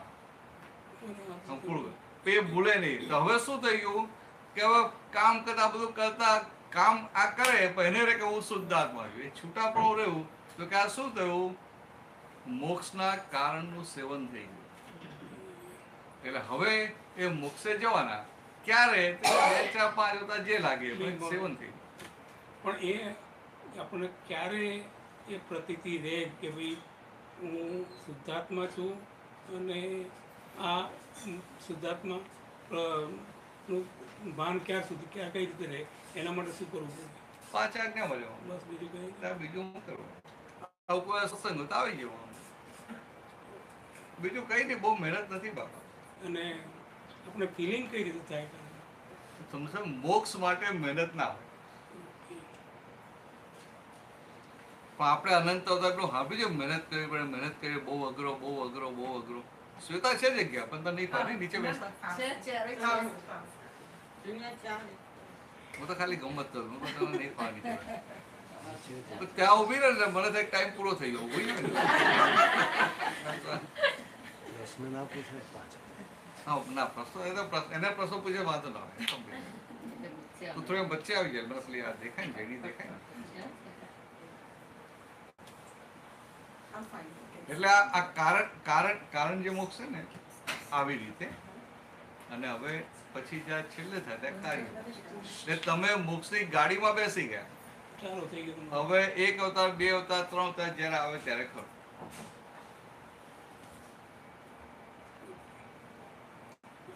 આ તો આ એટલું મોટું કામ થઈ ગયું ને કે આમ આપણને એટલી ઊંચી વસ્તુ પ્રાપ્ત થઈ, પણ આપણું ઉપાદાન નથી. એટલે શું પ્રાપ્ત થયું એ સમજાય નહીં. પ્રાપ્ત થઈ ગયું, પણ શું પ્રાપ્ત થયું એ સમજાય નહીં. હમણાં શાસ્ત્રનો જ્ઞાની હોય, પંડિત હોય, એને જેને કહો, આ પેલા ફોઈનો અનુભવ કહીએ કે ભાઈ એમને તો આખી આ જાગૃતિ રહે છે, હું શુદ્ધાત્મા બધું કામ કરતો છૂટા પણ વર્તાયા કરે છે, પણ માની ના શકે કે આ કાળમાં આવું હોય ખરું? ના હોય. આ કાળમાં આવું સંભવે જ નહીં. આ તો આખો દેહાદ્યાસ ઉડી ગયો કહેવાય. એટલે હમણાં તમને એવો અનુભવ થશે જ. આ તો પેલું આ રાતનું ધ્યાન કરીને શું બધું સારું થઈ ગયું, પણ પેલું સવારથી પછી પેલું કામ બામમાં જતું રહ્યું ને તમારું, અને પાછું મેં તમને યાદ કરવાનું દઉં, તમે યાદ કરવા ગયા, થોડીક ભૂલ થઈ જાય ને. તો ઇન્ટેલિજન્ટ લોકો ને ભૂલ કરે, અને પેલા બીજા સીધા કોઈ સીધા શાંતિ સોફા પર બેસી ગયા હતા. એમને અંદર બીજું ઊભું ના થાય, એમ જે કીધું એટલું કર્યા કરે. મેં એવું જ કહેલું ને કે ભાઈ આ દૂધ હોય, દહીં કરવું હોય તો સહેજ રાતે મિરવણ નાખી દીધું એટલે ખબર અહીં દહીં જામી જાય. કે રાતે જોવા જવું પડે કે જામ્યું ના જામ્યું, જામ્યું ના જામ્યું, આંગળી નાખીને જોવું પડે કે જામ્યું ના જામ્યું. અને આંગળી નાખીને જુએ તો દહીંનો ડખો ના થઈ જાય કેવું. એટલે તમને કીધું હવે આજથી આટલું કરજો, ને રાતે થોડું વાંચીને સૂઈ જજો. મોડું થાય તો વાંધો નહીં, ત્યાં મોડું થઈ ગયું તો ભાઈ ચાલીને ભલે એક વાર વાંચી લેજો, અને પેલી નિશ્ચયવાદ ચોરણથી ખાસ વાંચી લેજો. આ બધું શું છે કે જેમ ઓપરેશન પછી પોસ્ટ ઓપરેટિવ ટ્રીટમેન્ટ આપે ને, દવાઓ આપે ને, એ આપણે લઈએ કે ના લઈએ? આપણે એટલે બીક લાગે ને કે સારું કે ઇન્ફેક્શન ના થઈ જાય, નહીએ નહીં આપણે તો ઇન્ફેક્શન થઈ જાય, પાણી લાગે ઇન્ફેક્શન થઈ જાય, આમ તેમ. એના માટે આ એક દેહના માટે આપણે જાગૃત છીએ. અને અનંત અવતાર કપાઈ ગયા અને આવું પ્રાપ્તિ થઈ, આટલું ભાને થયું કે હું શુદ્ધાત્મા છું, એ આ કલયુગમાં કોઈને ના થાય. તમે આ ઘરમાં કે કોઈને આમ ઇન્ડિયામાં તમે સગાઓ પૂછજો કે તમને ક્યારે રહેશે કે હું આત્મા છું, એ વિચારે ના આવે. રહેશે ક્યાં વિચારે ના આવે. એટલે આ તમે આ કિનારેથી આ કિનારે આવી ગયા, પણ પુણ્ય તમારી. સમજાય? પુણ્ય તમારી. તમારી કેટલાય અવતારોની ભાવના હતી, અને આ પુણ્ય ભેગી થઈ એટલે તમને ભેગું થઈ જાય. હા, સંજોગ ભેગા થઈ જાય. બાકી જો ને હવે એમને કોણ લાવ્યું હતું, ખાલી આ તમને વાત કરી અને આવી ગયા. સારું ને, પછી આ છે બોર્ડ આવી ને એટલે એની વાત માની લીધી. બરાબર. હવે મહાવીર ભગવાનને જયારે ખીલા ઠોક્યા, હા, અને પછી જયારે ખીલા કાઢ્યા ત્યારે એમને પણ ટીસ પડાઈ ગઈ હતી. તો પાડે જ ને. પણ એ ટીસ પડાઈ ગઈ એટલે એમને પણ આપણે શું છે આત્મા સ્વરૂપમાં રહેવું ડિફિકલ્ટ હતું. એવું હું માનું છું. તમે આવું ઊંધું તો ક્યાંથી લઈ આવ્યો? આવું ક્યાંથી લઈ આવ્યો? શું નામ શું તમારું? કનુભાઈ. હા હા હા, તો મને ખ્યાલ આવી ગયો. નામ યાદ આવે ને. જો દેહ ને આત્મા એક છે કે જુદા છે? તો પીડા દેહને હોય કે આત્માને હોય? દેહને તો જેને પીડા હોય એ બૂમ પાડે કે આત્મા બૂમ પાડે? જેને પીડા હોય એ જ બૂમ પાડે. પણ મારું શું કહેવું છે કે ભાઈ એ તો મહાવીર ભગવાન તો કેટલા જ્ઞાની હતા, રાઈટ? હા. તો એમને પણ પ્રકૃતિ છોડતી નથી. તો આપણે ના ના ના, એવું નહીં. હું તમને આ સમજવા માંગુ છું. દેહ ને આત્મા જુદા કે નહીં? જુદા. તો આ જે પ્રકૃતિ વાળો ભાગ, જે આ ભાગ કયો કે ઇફેક્ટિવ ભાગ કહેવાય, અસર વાળો ભાગ. અસર ઇફેક્ટિવ એટલે અસર વાળો. તો કાને ભૂખ, તરસ, વેદના બધી અસરો થાય કે ના થાય? તો અસર વાળા ભાગને અસર થાય તો એ બૂમ પાડે કે ના પાડે? પણ અસર વાળા ભાગને અસર થાય પણ જે અહંકારી હોય એ બૂમ ના પાડે. ખ્યાલ આવે? ભગવાન મહાવીર નિરહંકારી હતા. એટલે આ દેહને વેદના થાય તો કે એમનું ચરમ શરીર હતું. અને પેલા જે કર્મના હિસાબે કાનમાં પેલા બરુ માર્યા અને પેલા વૈદ્ય જોયું કે આ ભગવાનના મોઢા ઉપર થોડી કઈક અસર દેખાય છે. એટલે એને નજીક જઈને જોયું એટલે પેલા બરુ કાઢ્યા. કાઢ્યા એટલે પેલી વેદના થાય. એટલે દેહના ધર્મોમાં રેક ના રહે. તમને શું બોલાયું હતું જ્ઞાન વિધિમાં? પ્રકૃતિનો એક પણ ગુણ મારામાં નથી, મારો એક પણ ગુણ પ્રકૃતિમાં નથી. તો બૂમ પાડો કોનો ગુણ? પ્રકૃતિનો. અને આત્માનો ખરો? તો કે આત્માનો નહીં. તો પ્રકૃતિ એના ગુણમાં રહે કે ના રહે? એટલે પ્રકૃતિ એના ગુણમાં રહે એટલે બૂમ પાડે. પણ મહાવીર ભગવાન પોતે આ મને દુઃખ થયું, મને વેદના થઈ એવું વેદે નહીં. એટલે તમને જો કહું કે ભગવાનને 4 અઘાતી કર્મ હોય ને, એમાં એક આ વેદનીય કર્મ, સાતા વેદની અને અસાતા વેદની. એટલે આ દેહ છે ત્યાં સુધી સાતા વેદનીય કર્મ અને અસાતા વેદનીય કર્મ રહેવાનું છે. સમજાય? દેહ છે ત્યાં સુધી રહેવાનું. પછી મોક્ષે જાય ત્યાં એ ચાર ઘાતી કર્મો પણ અઘાતી કર્મો ઉડી જાય. અને આ જ્ઞાન થયું એટલે 4 ઘાતી કર્મો ઉડે. આ તમને હું શુદ્ધાત્મા પછી ભાન થાય તમારે શું વચ્ચે શું હોય? દર્શન પર આવરણ હોય, જ્ઞાન પર આવરણ હોય, મોહનીય કર્મના આવરણ હોય, વિઘ્ન કર્મો એટલે કે જ્ઞાન ખુલ્લું ના થવા દે. તો કે 4 ઘાતી કર્મો ઉડી ગયા. તો આ તમને ખાલી કહું છું. બાકી આ 4 ઘાતી કર્મો ઉડી ગયા કેટલી મોટી વસ્તુ કહેવાય? કહેવાય કે ના કહેવાય? સારું, તમે કાલે બોલ્યા સારું, તમે નિમિત્ત છો. મને સારું લાગ્યું કે આવું આટલું જાગૃત છે ને. યાદ છે? આટલું જાગૃત છે ને. આ જૈન છે ને એટલે આવું સરસ બોલે. નિરહંકારી થાય તો એમનાથી ચીજ પડી. અહંકારી હોય ને, હું તમને હમણાં ઇન્જેક્શન મારવાનું હોય, તમે દુખતું હોય ને તો એમ સહન કર્યા કરો. અહંકારને લઈને સહન કરે. અને જે નિરહંકારી સહન ના થાય. હું કઈ પણ સહન કયા આધારે કરું છું? અહંકારના આધારે. બહુ સિમ્પલ છે. અને આપણને શું લાગે કે ભગવાન તો બૂમે ના પડે, આમે ના કરે, આમે ના કરે. ભગવાનને આટલી અસર આપણને અસર થાય ને, એટલે ભગવાનને તો અસર નથી થઈ એનું પ્રમાણ છે. કઈ તો ઓળખાણ કેમ નહીં પડે?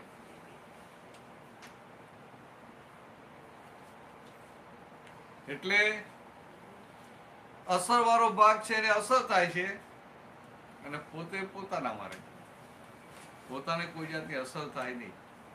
એ તો આ ભગવાન મહાવીર હતા ને, એમનું એક શિષ્ય હતું. ગોસાલો કે ગોસાલક. તો એ એમની સાથે ફરે.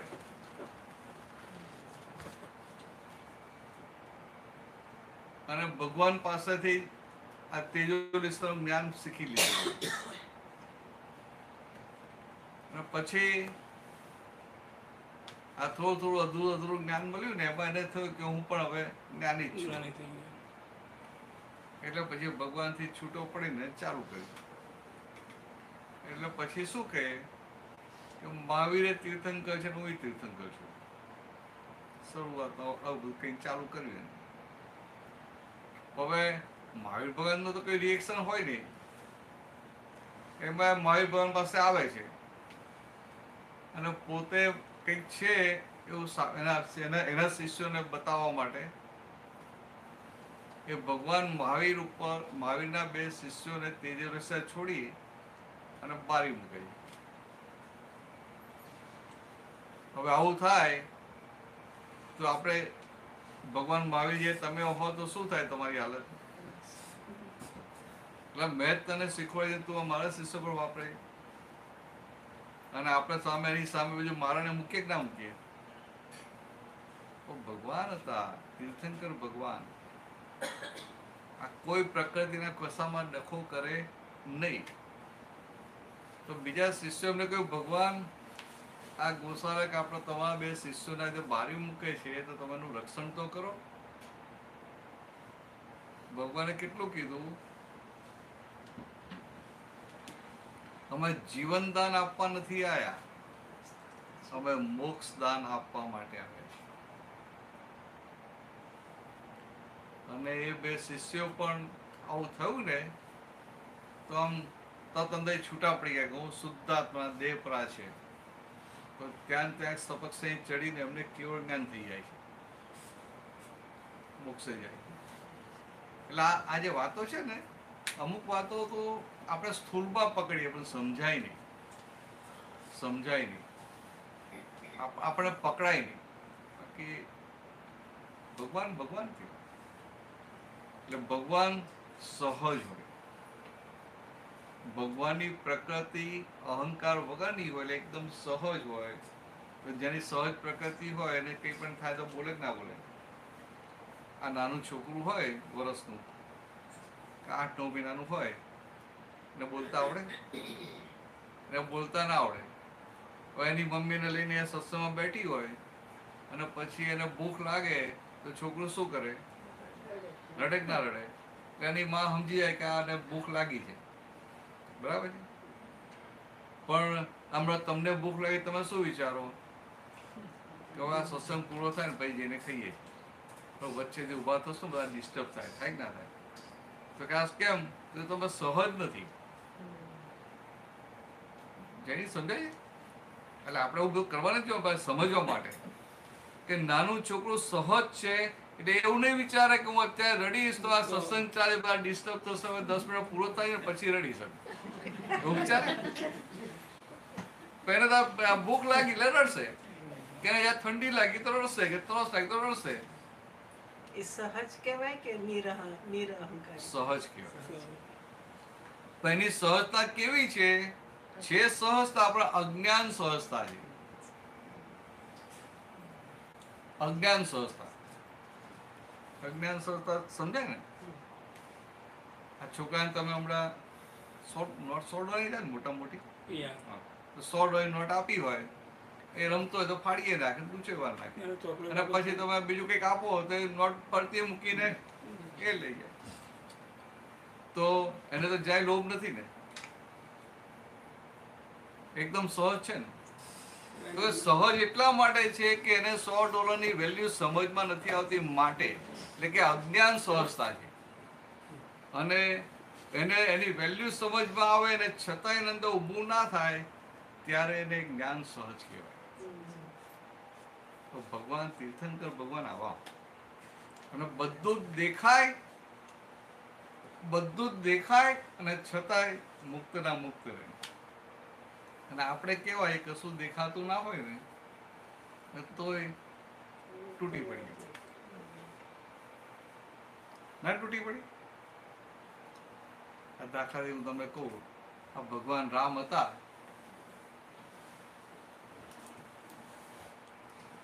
પંક્તિ ભગવાન રામને ઓળખે ને? તો ભગવાન રામ હતા તો ભગવાન રામે કોઈની ભૂલ કાઢેલી? મંથરા દાસે પેલું કઈ એક રાતમાં કઈ કરી નાખ્યું, એની ભૂલ કાઢેલી? તો કે રાજા દશરથની ભૂલ કાઢેલી? તો એમનો ભાઈ હતો પેલો ભરતની તો ભૂલ કાઢેલી ને? સવારે લક્ષ્મણને ભરત ભરતે નથી કાઢી? તો ભરતે કેટલી મોટી ભૂલ કરેલી. તે વાંચ્યું હતી રામાયણ? ભૂલી ગઈ. પણ સિરિયલમાં જોયું હશે ને. ભરતે કેટલી શ્વેતા ભરતે કેટલી મોટી ભૂલ કરેલી પણ જતા રહ્યા હતા ને. યાદ નથી નહીં? એ તો જતા રહ્યા હતા ને. ભરત રાજ્ય લઈ લીધું તો તોય. રાજ્ય લઈને જતા રહેલા. રામને કાઢ્યું કે ભરતને આપીને જતા રહ્યા હતા ને. હા ના પૂછો. રામ ભરતને રાજ્ય આપીને જતા રહ્યા. પણ ભરતે કેટલી મોટી ભૂલ કરેલી એમ. આ મંથાની ભૂલ આપણે દેખાય કે ના દેખાય? હા. કૈકેયની ભૂલ દેખાય કે ના દેખાય? રાજા દશરથની ભૂલ દેખાય કે ના દેખાય? તો કે આવું બધાની ભૂલ દેખાય. એવું ભરતે બહુ મોટી ભૂલ કરેલી. અરે આપણને દેખાય જ નહીં. તને દેખાય? તને યાદ આવે છે ભરતે કશું ભૂલ કરેલી એમ? બેન તને યાદ આવે છે? એમને મમતા હતી એમના ભાઈ માટે. મમતા હતી. એટલે એમને ના લીધું રાજ્ય. હા. પણ રામ તો એમ જ કહેતા હતા કે મને તો નથી રાજ્યની મમતા. આપણે એટલે શું ભરતે ભૂલ કરેલી કે હું એટલું કહું છું. તમને એવું લાગે કે ભરતને પોતાના મોટા ભાઈ માટે બહુ પ્રેમ હતો, બરાબર? આપણને ભૂલ ના લાગે. પણ આપણે કશું દેખાતું નથી માટે ભૂલ નથી લાગતી. અને ભગવાન રામને બધું જ દેખાય કે ના દેખાય? આજે આ બન્યું તો આનું પરિણામ શું આવશે, આનું શું આવશે, આનું શું, બધી આખી પારિણામિક દ્રષ્ટિ ખુલ્લી થયેલી હોય. છેક સુધીના પરિણામ દેખાય. તો ભગવાન ભરતે શું કર્યું? ભગવાનને એને જોયું કે આ ભગવાન રામ તો માનતા નથી. એના માટે ભગવાન નહીં, આપણે રામ જ હતા. એ કે આ મોટા ભાઈ કે રામ માનતા નથી, કે હવે કે વનવાસમાં જવાની જરૂર ક્યાં છે? કે પપ્પા દશરથ રાજા નતા, કે પિતાશ્રી નથી, જવાની જરૂર કે આ બધા કે તો માનતા નથી એમ. તો રામ કે ના, રઘુકુલ રીતિ સદા ચલી જાય, પ્રાણ જાય વચન ન જાય. આપણને સાંભળવું બહુ ગમે. ને ભરત એવું થાય કે આ બહુ જીદ કરે છે, તો કે હું સામે છોડું નહીં. તો કે કઈ નહીં, હવે હું પણ રાજગાદી પર બેહું જ નહીં ને. કે સમજે? હું એ રાજગાદી પર ના બેસું. તો હવે કરવું શું? તો એક કામ કરો, તમારી પાદુકા આપો, પાદુકા તમે રાજગાદી પર મૂકી દો. ઓન બિહાફ ઓફ યુ હું રાજ ચલાવીશ, તો હું રાજગાદી પર નહીં બેસું. એને જીત પકડીને અને ભગવાન રામે પાદુકા આપી દીધી, બરાબર? હવે ભરતે પાદુકા માગી એટલે રાજા રામને તો 14 વર્ષ વનમાં ખુલ્લા પગે ફરવું પડ્યું ને. જંગલમાં ક્યાંય કાર્પેટ પાથરેલી હતી?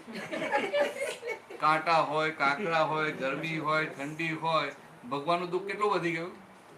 અને પછી રામ કાઢી નાખે તો લક્ષ્મણ ને સીતા પહેરવાના હતા.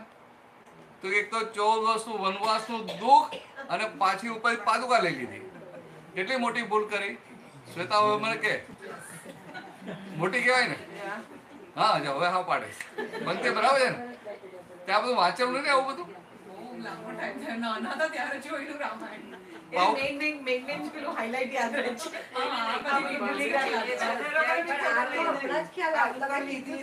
ઓ, તમને હમણાં જ ખ્યાલ આવ્યો? મને એમ કે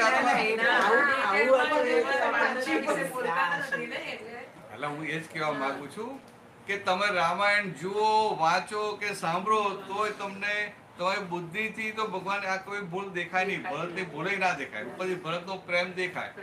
પણ ભગવાન રામને તો દેખાતો હતો ને, તો રામને જ દેખાતો હતો તોય ભૂલ નથી કાઢી.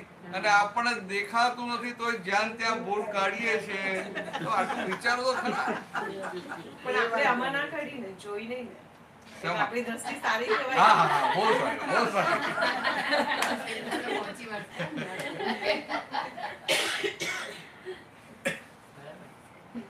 એટલે મારો કહેવાનો મતલબ શું છે? તે તો એટલા માટે ના કહેતા દેખાય નહીં માટે. અને ભગવાન રામને દેખાઈને પછી ના કાઢે. ભગવાન રામને બધું દેખાય છે ને છતાં ભૂલ જોતા નથી. તો કિંમત કોની હોય? દેખાય ને ના જુએ એની કિંમત હોય. ના જુએ તો આંધળો કહેવાય. દેખાય જ નહીં, પેલું દેખાય ને પડે, રસ્તામાં ચાલતો દેખાય ને પડી જાય, ઠોકર વગેરે પડી જાય, તો ખાડો કંઈક આવે કે ઊંધું કઈ ચાલતો હોય મોબાઈલ લઈને એમ પડે તો આપણે શું કે એની જ ભૂલ છે કહીએ ને? દેખાય નહીં માટે પડ્યો ને. પણ ભગવાન રામને તો બધું જ દેખાય ને છતાંય કોઈની ભૂલ કાઢે નહીં. આપણે આવા થવાનું છે. કે આપણે બધું દેખાય ખરું ને ભૂલ ના થાય. સમજાય વાત છે? આ તો દેખાય ને પછી એવું તો બહુ સારું, હું તો કોઈ ભૂલ કાઢતો નથી. પંક્તિ સમજાય? થોડી વાત આમ નવી છે પણ આમ સમજવા જેવી છે. આ રામાયણ મહાભારતમાં ના મળે. તો ભગવાન રામ કેવા હોય કે એમને પારિણામિક દ્રષ્ટિ ખુલ્લી થઈ હોય. પારિણામિક દ્રષ્ટિ સમજાય બધાને? તમને સમજાય? બહુ વાંચેલું ને તમે તો? ગપ્પા મારી દો, તમે ગપ્પા મારો. ના એના કરતા હું સાચું કહું કે મજા નથી. હું કઈક કહું તો કે તમે ગપ્પા મારો છો, મને ખબર ના કહું ના કહું એ વધારે સારું ને. ના પણ સમજ પાડો એની પારિણામિક હા શ્વેતા બોલે છે. પારિણામિક દ્રષ્ટિ કોને કહેવાય? પંક્તિ તને ખબર પારિણામિક દ્રષ્ટિ કોને કહેવાય? ગેસ કરું છું પરિણામ એટલે રિઝલ્ટ. હા પરિણામ એટલે રિઝલ્ટ. અને પારિણામિક દ્રષ્ટિ દ્રષ્ટિ એટલે વિઝન. હા દ્રષ્ટિ એટલે વિઝન. એટલે આવું થવાનું છે એવું કંઈક એટલે એના બધા રિઝલ્ટ દેખાય. એટલે ભગવાન રામની વાત કહે ને કે પાદુકા આપી તો ભગવાન રામને બધું દેખાય કે મારી પાદુકા લીધી, ગાદી પર મૂકશે, એવા હું જઈશ, મારે ખુલ્લા પગે જવું પડશે, અને મેં મારા ખુલ્લા પગ જોશે એટલે સીતા એમની પાદુકા કાઢ નાખશે, લક્ષ્મણે કાઢ નાખશે, પછી જંગલમાં દુઃખો વધી જશે, આ છે બધું જ દેખાય. ના બધું જ દેખાય અને છતાંય ભરતનો દોષ ના દેખાય. અને આપણને દેખાય નહીં છતાંય દોષ થાય એ વાત નથી. તમારે પારિણામિક દ્રષ્ટિએ એક દાખલો આપું, તમને ગમશે ને? હાલ સુરભી ગમશે? તો બહુ સ્થિર થઈને બેસી ગઈ જાય, બહુ ડાઈ લાગે. આટલી બધી ડાઈ છે? હા એટલે આજે ડાઈ થઈ ગઈ. નાની બહેન પેલી હતી એમ, પણ આ તો બહુ ડાઈ લાગે. દિવ્ય દ્રષ્ટિ અને પ્રજ્ઞા દ્રષ્ટિ એ બેમાં શું ફરક? દિવ્ય દ્રષ્ટિ અને પ્રજ્ઞા દ્રષ્ટિ, પ્રજ્ઞા શક્તિ. પ્રજ્ઞા શક્તિ ઠંડી લાવું. ના ઠંડી જ છે. ના બહુ તમારે લાયક નથી. ચાલશે ચાલશે. જો તમારો ટોપિક કેવો કઈ લાવશે, હા? મહેન્દ્રભાઈ આપો. બધા થોડું થોડું છોકરો ભીનું થઈ ગયું, હાથ છટકી કહ્યું ને.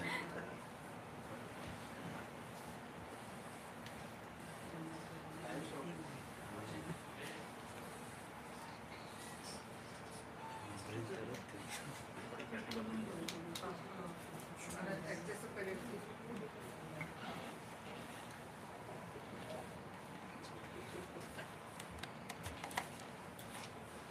પારિણામિક દ્રષ્ટિનો દાખલો આપો કે આનો જવાબ આપો. ના ના મેં તમને કહ્યું ને, તમે પેલા પછી મારામાં તમે દાખલો આપી તમને પેલો મજા નહીં આવે. આપો આ દાખલા તમને સમજાવો. આ ભગવાન રામ હોય, તમે કહો ભગવાન રામને પારિણામિક દ્રષ્ટિ હોય. હવે દાખલા તરીકે ભગવાન રામ સાથે આપણે કંઈક આમ ગયા છીએ, આ કાલ્પનિક દાખલો તમને સમજવા મળે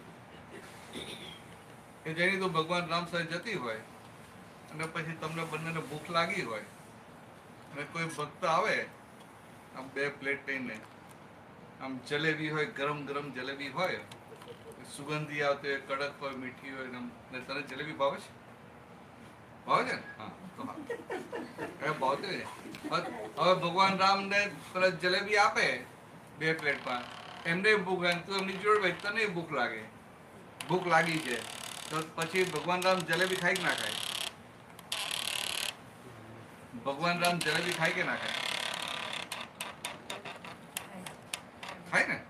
ભૂખ લાગે ના ખાય? તો ભગવાન રામે ખાય ને તમે ખાવ કે ના ખાવ? ખાવ ને.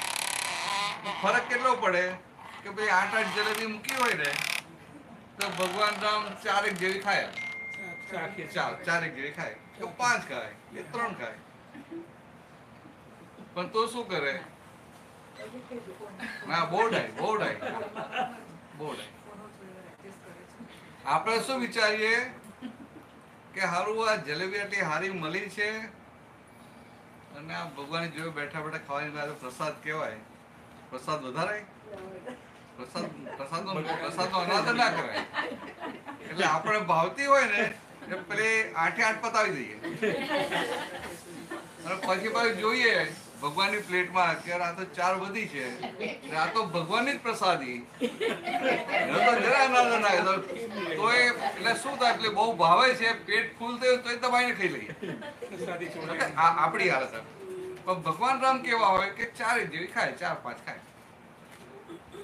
કેમ એવું થાય તો કે આપણને જલેબી ભાવે છે ને આવી ગરમ ગરમ ને કડક જલેબી આવી એટલે આપણને શું થાય કે લાવ દબાવી દઈએ. થાય ના થાય તો ફરી ક્યારે મળે? રોજ રોજ તો જલેબી મળે નહીં. મળે એ દશેરો આવે ત્યારે મળે, નહીં તો રોજ તો ના મળે ને. એટલે આપણને થાય કે આવી છે તો લાભ લઈ લો. ના થાય કે પીઝા ખાઈ નાખો ત્યારે થાય ને. હવે ભગવાન રામને શું થાય? ભગવાન રામ પાસે પંક્તિ હવે સાંભળી લો. ભગવાન રામ પાસે પારિણામિક દ્રષ્ટિ હોય. ભગવાન રામ પાસે પારિણામિક દ્રષ્ટિ હોય. પારિણામિક દ્રષ્ટિ એટલે શું હોય કે એમને છેક સુધીના બધા પરિણામ દેખાય. છેક સુધી એટલે આમે પ્લેટમાં જલેબી હોય, કડક કડક સરસ જલેબી હોય એ દેખાય. જલેબી હાથમાં લે એ દેખાય. જલેબી મોંમાં મૂકે કેટલો સારો ટેસ્ટ આવે એ બધું દેખાય. પછી જલેબીને ચાવ્યા પછી કેવી અવસ્થા થાય એ અવસ્થા દેખાય. પછી ચાવ્યા પછી અંદર ઉતારે અને એની કેવી અવસ્થા થાય એ દેખાય. પછી સવારે ટોયલેટમાં બહાર નીકળે એ અવસ્થા બદલાઈને એ અવસ્થા દેખાય ને. તે એમને બધી અવસ્થા દેખાય ને બધી અવસ્થા દેખાય. છે તો જલેબી જ ને. પેલી એ જલેબી છે, મોંમાં નાખી એ જલેબી છે, ચાવી એ જલેબી છે, પેટમાં ગઈ જલેબી, ટોયલેટમાં બહાર નીકળે એ જલેબી છે. પણ ટોયલેટમાં બહાર નીકળે એ જલેબી આપણે હાથમાં પકડીએ, ખાઈએ, સૂંઘીએ, છે તો જલેબી જ ને. કેમ તો કે એની અવસ્થા બદલાઈ ગઈ. અહીંયા આપણે જલેબીની અવસ્થા દેખાય છે. ભગવાન રામને આ છેક સુધીની અવસ્થાઓ દેખાય. ખાતી વખતે દેખાય. આપણે ખાતી વખતે ના દેખાય, જ્યારે ટોયલેટમાં બહાર નીકળે ત્યારે જ દેખાય. ખાતી વખતે ના દેખાય. ભગવાનને ખાતી વખતે જ દેખાતી હોય. એટલે શું હોય? ભગવાનને ખાવાનો મોહ ના હોય, પણ ભૂખ લાગી હોય એટલે એટલું ધ્યાન રાખે. બરાબર છે ને? ખાજો જલેબી, વાંધો નહીં. આવી અવસ્થા દેખાય તો પાતળા જ થઈ જઈએ. હા, એ વાતે હાજી. એ વાતે હાજી. એ વાતે હાજી કે આવી અવસ્થાઓ દેખાય તો એટલે આ સમજવા માટે. એટલે ભગવાન આ બધું દેખાય ને એટલે એમને કઈ પણ જો મોહ જ ઉભો ના થાય. સમજાયું આ વાત? હવે આ બધા શું કે મોહ છોડો, ખાવાનું છોડો, આ છોડો, આ છોડો. એટલે રામ તારી પાસે એવું કઈ છૂટતું હશે? અંદરથી છૂટે નહીં. કુવામાં હોય ને ત્યાં સુધી હવાડામાં આવ્યા કરે. કુવામાં હોય ત્યાં સુધી હવાડામાં આવે. કુવામાં પાણી હોય ત્યાં સુધી બહાર આવે ને. એવું આ અંદર જે આ બધું પડેલું હોય તો બહાર તો આવે જ ને.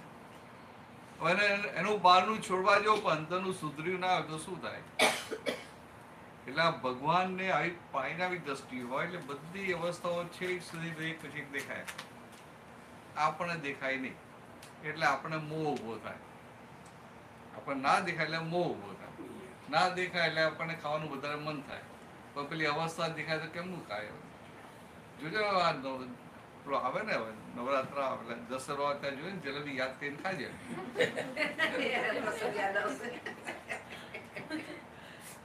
આ અમદાવાદમાં સત્સંગ હતો પર્યુષણમાં. તો એક છોકરી જ હતી, એટલે 10મા 11માં ભણતી હશે, મહીનગર બાજુ રહે. એની મમ્મી જ્યારે કમ્પ્લેન કરતી કે આને બહારનું ખાવાનું બહુ ગમે છે. હવે અત્યારે છોકરા બહારનું ખાવાનું ગમે ને તો એમાં શું કહેવાનું? એને તો બહારનું જ ગમે છે કે ઘરનું ના હોય ને. કારણ કે બહારનું તો ટેસ્ટી હોય ને, મસાલા સારા નાખ્યા હોય. ઘર કરતા બહારનું ટેસ્ટી ના હોય ને. અહીંયા ના હોય પણ ઇન્ડિયામાં તો હોય ને. મને પછી શું તને શું ભાવે છે? તે મને કે આમ ભેલપુરી બહુ ભાવે છે. એટલે કે અઠવાડિયામાં એકાદ વાર હું ત્યાં કાંકરિયા પર જઈ આવું, એટલે પાણીપુરી ભેલપુરી ખાઈ આવું. એટલે એની મમ્મીએ કહે કે હું ઘરે ગમે એટલી સારી બનાવું પણ ખાઈ નહીં એમ. હવે આ વાત કરે ને ભેલપુરી, ત્યાં ભેલપુરી ત્યાં બનાવી હોય ત્યાં તમે જુઓ ને ત્યાં લારી પડી હોય, આજુબાજુ બધા ઉભા હોય, આ હોય, ના ગમે નહીં તને? કેમ? જોયા વગર જ ખ્યાલ પડે. જોવાનું નહીં. ના ના, હવે તો પેલા મિનરલ વોટરમાં બનાવે છે.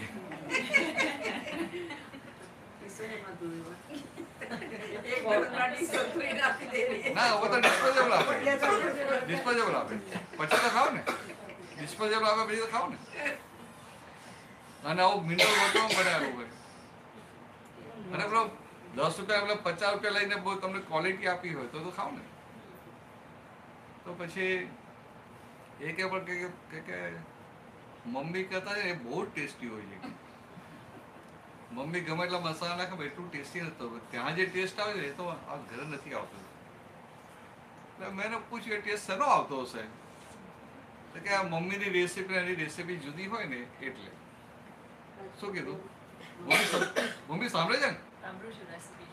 હા, આની રેસીપી જુદી હોય. એટલે આની મૂકો આ દુકાનની રેસીપીમાં વધારાનું એક્સ્ટ્રા શું આવતું હોય? કે એને આના પાના પરસેવો નહીં, પરસેવો તો આવતો તો વાંધો નહીં, તો થોડું સોલ્ટ આવી જાય, વાંધો નહીં. એટલે પછી મેં કીધું તું આ પ્લેટ લઈને ખાતી હોય ત્યાં તો પેલી માખીઓ ઉડતી ઉડતી આવે કે ના આવે? ઇન્ડિયામાં માખીઓ આવે કે ના આવે? કે આવે. એટલે તું શું કરે? માખીને ઉડાડવું, ખાઈ લઉં. માખી ઉડતી ઉડતી તારી પેટ પર કેમ આવે? શા માટે આવતી છે? ડિપોઝિટ કરવાનું. ડિપોઝિટ કરવાનું? એ જે લઈને આવ્યો મૂકીને પૈ જાય પછી સારો ટેસ્ટ આવે. સાચી વાત, બહુ સાચી વાત, બહુ સાચી. એટલે માખી જે આવે ને તો બોમ્બેમાં પેલી ચાલી હોય ને, બોમ્બે ની અમદાવાદ, બોમ્બેમાં ચાલી હોય ને તો ચાલીમાં પેલો 5-6 પેલા હોય રૂમ, એની વચ્ચે એક ટોયલેટ હોય, બહાર હોય. હવારે તો પેલો ડબલા લઈને લાઈન લાગી હોય, એટલે ટોયલેટ જવા માટે લાઈનમાં ખરેખર આવું હજી અમુક ચાલીઓમાં તો છે જ. મોટા ઉડી ગઈ તો આમ લાઈનમાં ઉભા રહે. તો અમુક આ માખી છે ને તારા માટે આ ખાવાની પ્લેટ છે, યમી પ્લેટ છે. માખી માટે એનું ટોયલેટ છે એવું. એટલે એક માખી ઉડે તો બીજી લાઈનમાં ઉભી રહી જાય, એક ઉડે તો બીજી આવી જાય. એટલે માખીનું ટોયલેટ કઈ રીતે કહેવાય? કે એ તો કારણ સુગંધિત સારી એટલે માખી ખાવા આવે કે. મેં કહું તને, એટલે મેં કીધું તને ખબર માખી કેવી રીતે ખાય? માખીનું જે વજન હોય ને વેઇટ કોન્સ્ટન્ટ રહે, વેઇટ વધે ને તેને ઉડવાનું તકલીફ થઈ જાય. એટલે માખી આગળથી પેલી સૂંઢ કાઢી અને ત્યાંથી લાળ કાઢી આમ ચૂસે, જેટલું ખાય ને એટલું પાછળ ટોયલેટ કરે. એટલે પેલા કાળા કાળા ટપકા થાય છે, કોઈ ટોયલેટ પડે ને એની પર એટલે એનો ટેસ્ટ સારો આવે. તારી ખાવાની વસ્તુ છે, માખી તો ટોયલેટ છે બધું. ભક્તિ બરાબર છે, વાત ખોટી છે? ગપ્પા નથી વાત. આ તો પેલો ભાઈ જોયું એટલે કહી દીધું તમને, કહેવાનું નતું પણ હવે કહી દીધું. ના ના, બધા ખાશે. આ બધા એટલા બધા મોહ વાળા ને કે ખાય ત્યારે ભૂલી જ જાય બધું. પણ જલેબી આવશે બધું ભૂલી જશે, કશું નહીં દેખાય.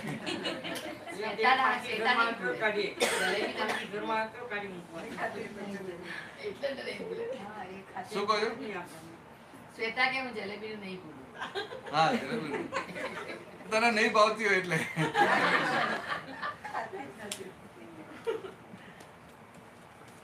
શ્વેતા બધું ખાઈને આપણું વજન બેલેન્સમાં તબિયત સારી ને એવું શોધી કાઢવાનું. ડાયટિંગ કે ચલો આ નથી ખાવું, આ નથી ખાવું, બધું ખાઈને હાવ રહેવું. એટલે ગળ્યું ખાઈએ, તરેલું ખાઈએ, બધું ખાઈએ, ઘીએ થોડું ખાઈએ, પણ એવું બેલેન્સમાં હોય ને કે બધું ખાઈને હેલ્ધી રહેવાય ને એવું જોઈએ. હું ના ખાઉં ને હેલ્ધી રહું, આ નથી ખાધું, આ નથી ખાધું. અને હેલ્ધી એટલે કે વજન ઓછું હોય કે વજન માપવા હોય એટલે હેલ્ધી એવું નથી કહેતા.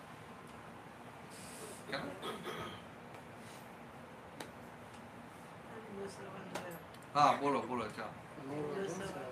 દેવી શક્તિ ના, દિવ્ય હા પ્રજ્ઞા અને બીજી કઈ શક્તિ કે દિવ્ય દિવ્ય શક્તિ.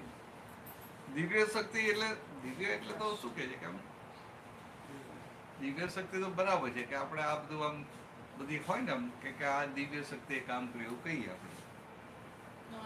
દિવ્ય દ્રષ્ટિ કે દિવ્ય દ્રષ્ટિ. દિવ્ય દ્રષ્ટિ. આ દિવ્ય દ્રષ્ટિ. દિવ્ય દ્રષ્ટિ કોને કહેવાય? તો કે આપણને આ બધે જાગૃતિ રહે કે આ બધા શુદ્ધાત્મા છે એ દિવ્ય દ્રષ્ટિ કહેવાય. દિવ્ય દ્રષ્ટિ આમ ખરેખર તો નિશ્ચય દ્રષ્ટિ કહેવાય. નિશ્ચય દ્રષ્ટિ.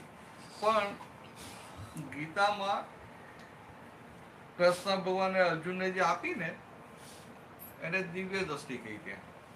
દિવ્ય દ્રષ્ટિ એટલે બધા દિવ્ય દ્રષ્ટિ કરે. ખ્યાલ? પણ તમને આ જે જ્ઞાન આપ્યું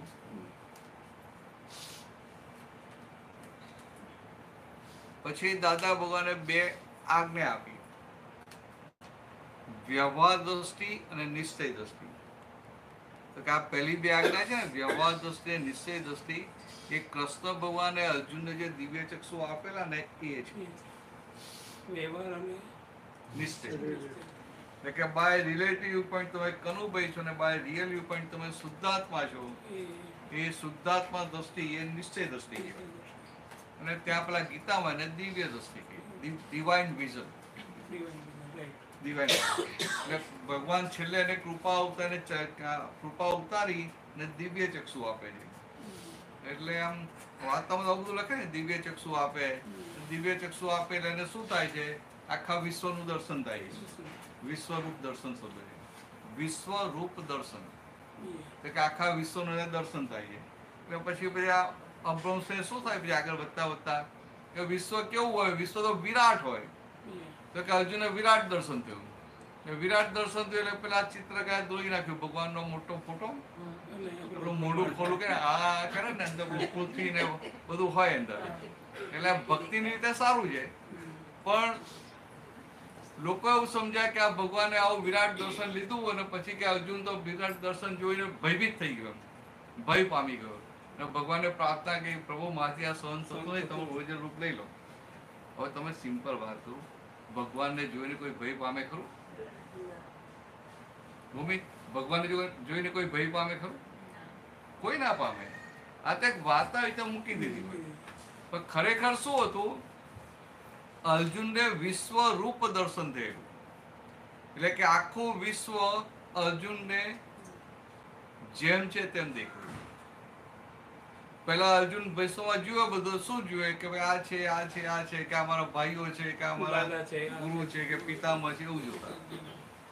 પણ ત્યારે આ દિવ્ય ચક્ષુ મળ્યા એટલે એને શું થયું કે આ ચર્મ ચક્ષુ અહીંયા પેકિંગ સુધી અટકી ગઈ.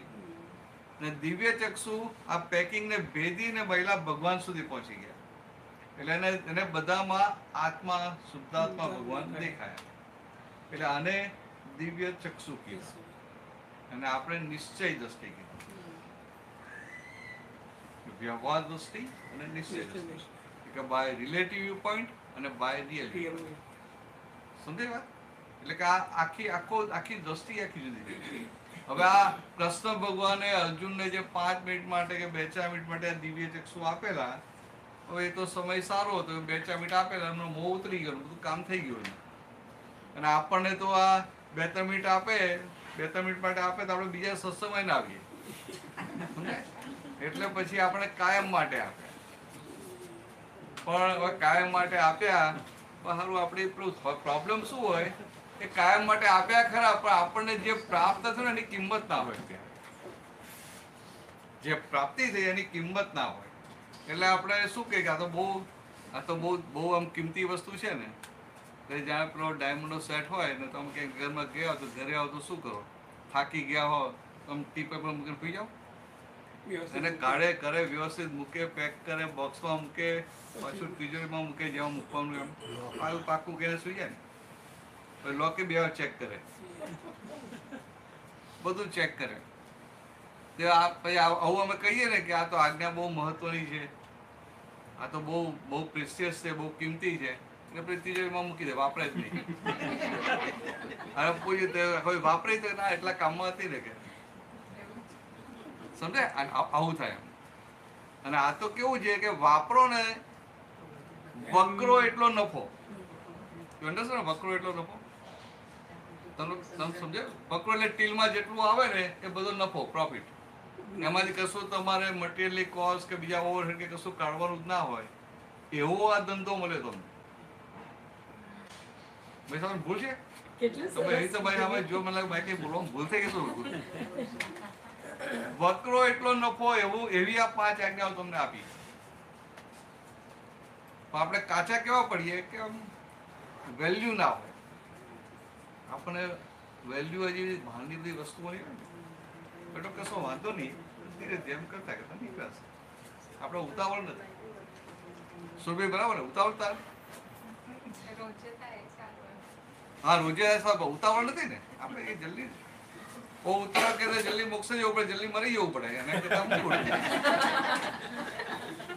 અહીંયાથી છુટકારો સારો. 2-3 બહુ થાય તો પાકું થઈ જાય. હા ના, આ આજ્ઞા એવી છે, આમ જોવા જઈએ તો આજ્ઞા એવી છે કે એક અવતારી મોક્ષ કહેવાય.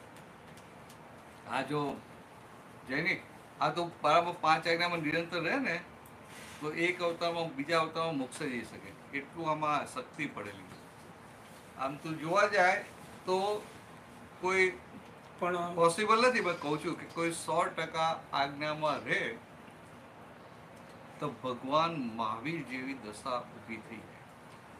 અને બહાર કશું જશે નહીં. આવું બધું બહાર ના પડીશું ને તો મને મારવા આવશે લોકો.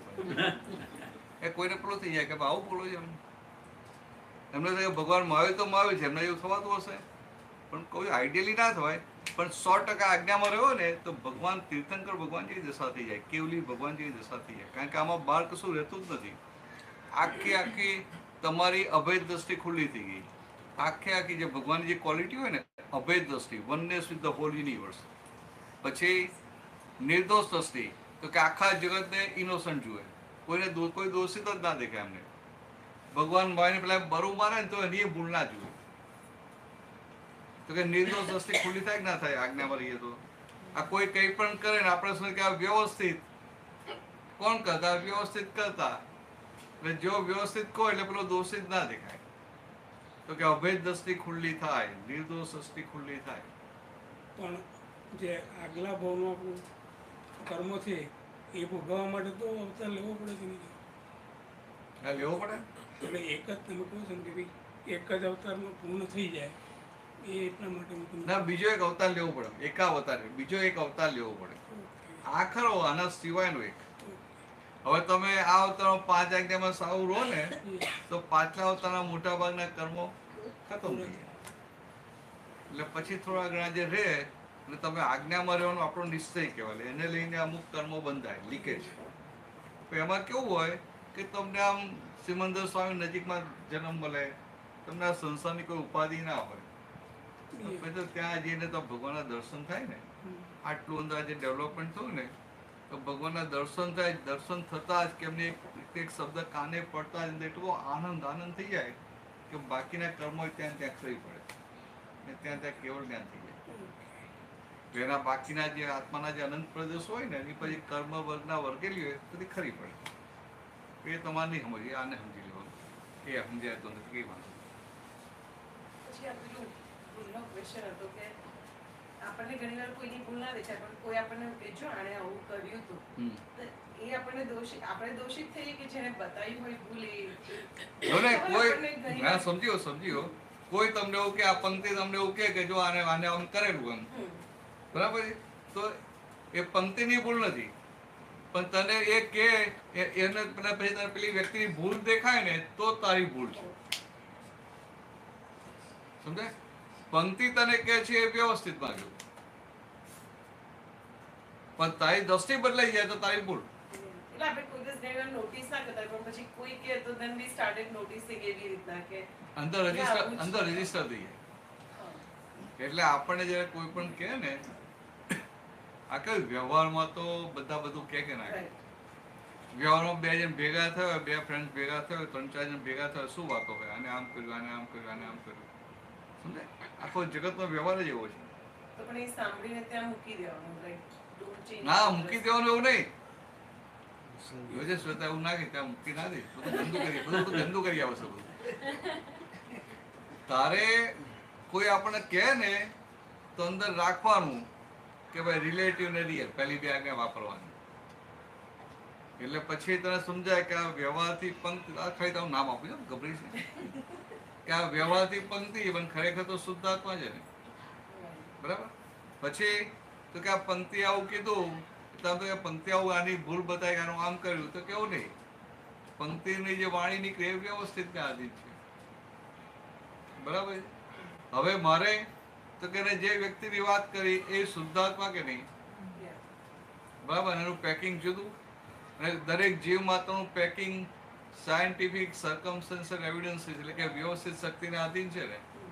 એટલે કે એ કોઈ પણ વ્યક્તિ કંઈ પણ કરે છે તો એ કર્તા છે કે ઇન્સ્ટ્રુમેન્ટલ છે? ઇન્સ્ટ્રુમેન્ટલ છે. ના સમજ્યું?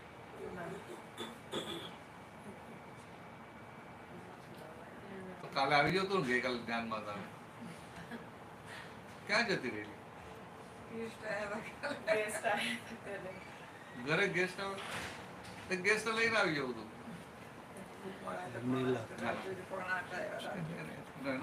ખાલી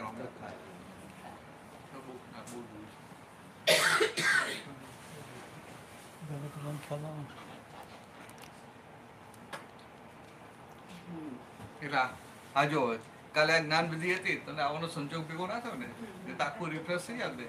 તો કે ગેસ્ટ નો વાંક કહેવાય છે, આ એનો વાંક કહેવાય? ના, એનો વાંક ના કહેવાય. તારું વ્યવસ્થિત, તારી પુણ્ય કાચી પડી ત્યારે એમને આવવાનું થયું ને, એટલે ભૂલ એમની ના કહેવાય. તારી પાછલી ભૂલ કહેવાય. કેવી ભૂલ? તો પેલા પાછલા જન્મમાં જાણતા અજાણતા આપણે શું કર્યું હોય?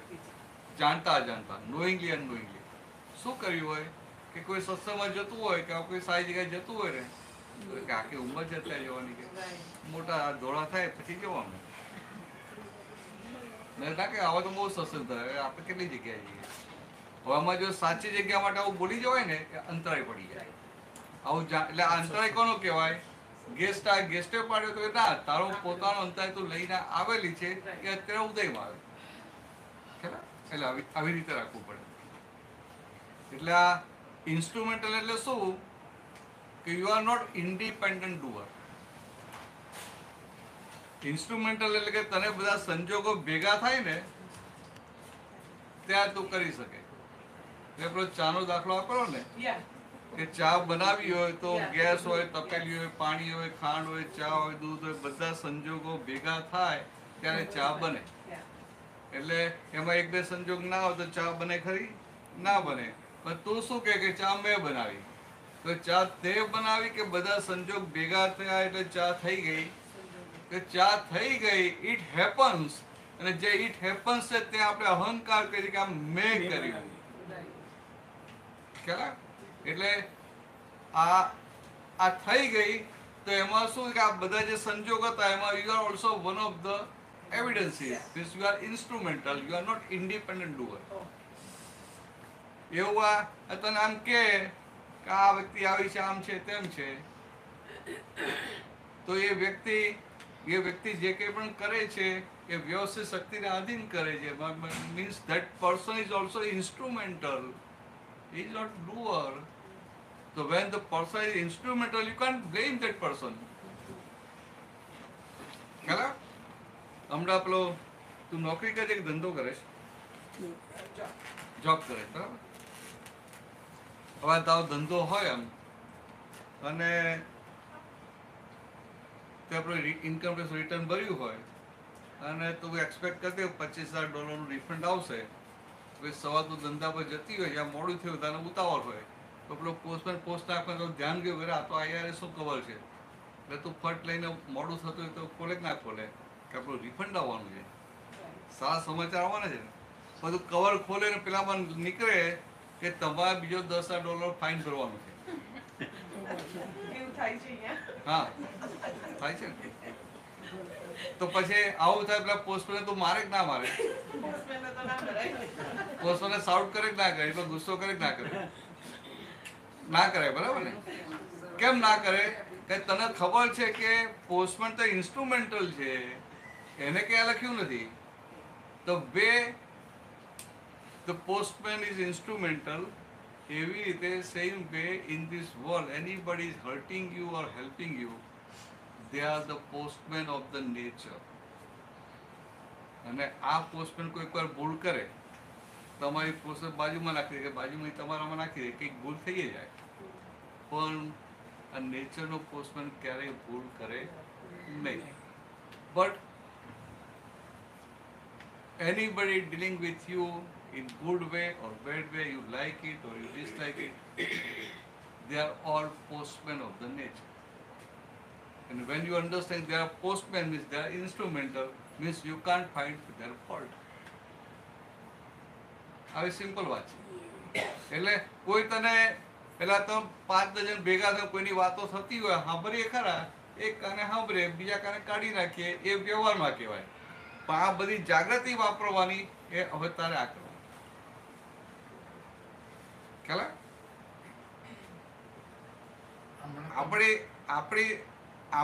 આપણું ટેસ્ટિંગ ક્યાં હોય કે આપણે કોઈનું કંઈ પણ સાંભળીએ.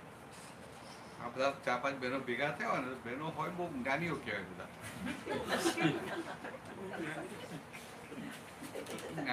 જ્ઞાનીઓ એટલે શું કે પેલા ભૂમિ સમજાય જ્ઞાની કેમ? એટલે હમારી દોસ્તી બદલી નાખે.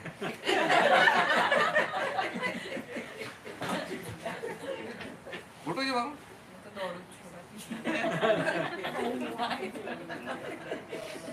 બહેનોનું કામ લાઇટલી વાત કે જેમ જ્ઞાની પુરુષ હોય તો તમારી દ્રષ્ટિ સંસાર તરફ આત્મા તરફ કરી આપે ને, એમ કાલે તારી દ્રષ્ટિ બદલાઈ ગઈ ને દાદાની કૃપાથી, એવું આ બહેનો કેવું હોય, ભાઈઓનું હોય બહુ ઓછું હોય, પણ બહેનોનું કેવું હોય કે દ્રષ્ટિને બદલી નાખે.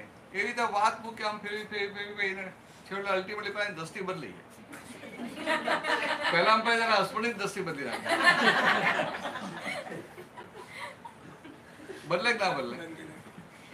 બદલે કે ના બદલે? તે બદલી નથી. એટલે આપણા પોઈન્ટ ઓફ વ્યૂ તો બતાવવા પડે. બદલવી પડે. આપણા પોઈન્ટ ઓફ વ્યૂ તો બતાવવા પડે. કરે છે. હા બરાબર. એટલે હું ખાલી એક લાઇટલી રાખું, આમ માથે ટોપી ના પહેરી લેતા, બંધ બેસતી પાઘડી પહેરી ના લેવા. સમજાવવા માંગુ કે આ છોકરો છોકરીઓ લગ્ન થાય અને પેલી જોઈન્ટ ફેમિલીમાં હોય, સાસુ સસરા જોડે રહેતા હોય, અને પેલી છોકરી હોય ને સાસુ જોડે કેમ જોઉં કે આમ નેચર મેચ થતો નથી, ફાવતું ના હોય, પણ જોડે રહેતો ખરા જ. ફાવે નહીં તો કશું બોલે ખરી છોકરી? બોલે કશું નહીં. પાક્કા હોય ને કશું બોલે નહીં. કાચા હોય તો પછી રોજ રાતે વાત કરે, આજે આમ થયું, આજે આમ થયું, આજે આમ થયું. પણ જેમ અસલ પાક્કા હોય ને તો એક શબ્દ બોલે નહીં. પણ એ શું કરે કે એની મમ્મીનું જે આમ પેલો બરાબર ના લાગે એવો કંઈક વ્યવહાર હોય ને, એના હસબન્ડને જોવામાં ને એવું કરી નાખે ઇન્ડિરેક્ટલી, એને દેખાયા કરે. એટલે પછી આ કશું બોલે ને આવું થાય એટલે હસબન્ડને કોઈ વાર કહે કે આ મમ્મી આવું કહે, તને તકલીફ પડતી હશે ને એમ. તો પાછી પેલી શું કે તમે જરાય ચિંતા ના કરો, તમારા મધર એટલે મારા મધર કે સમજે.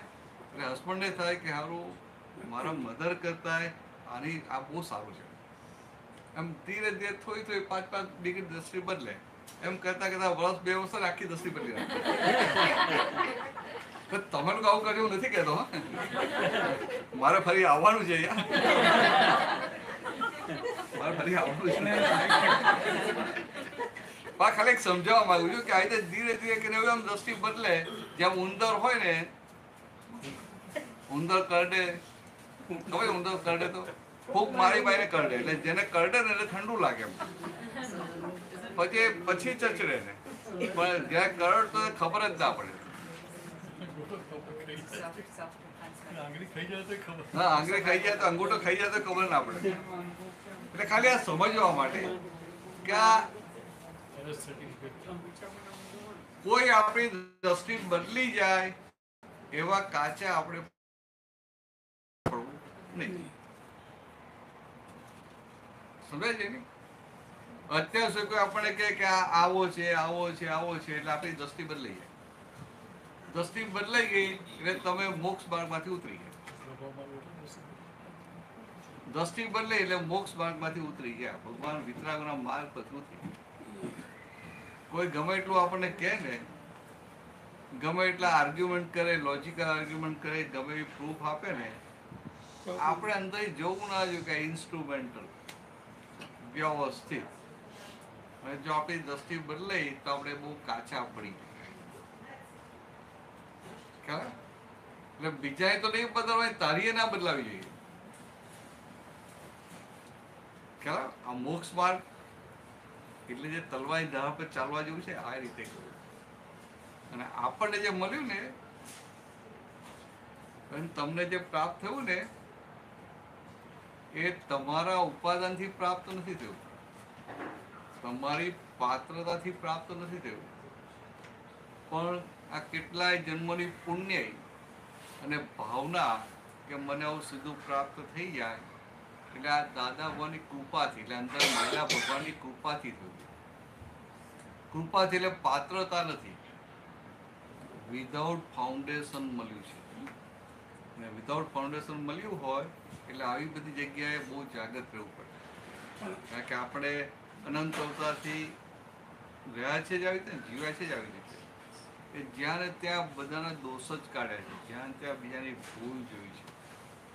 અને મોક્ષ માર્ગ તમને બીજાની ભૂલ દેખાય એટલે તમે સંસાર તરફ જાઓ છો, અને કોઈ કંઈ પણ કરે પણ નિર્દોષ દેખાય તો તમે મોક્ષ તરફ જાઓ. બીજી રીતે કહીએ તો મોક્ષ માર્ગ એટલે શું? આખા જગત સાથે અભેદ થઈને રહે અને કોઈની સાથે ભેદ પડે નહીં. કે આપણે આવું જોતા જો કે હવે આપણે દિવસે આપણે ભેદ ઓછો થતો જાય છે, તો આપણે આ દાદા ભગવાનના વિતરાગોના માર્ગ પર ચાલીએ.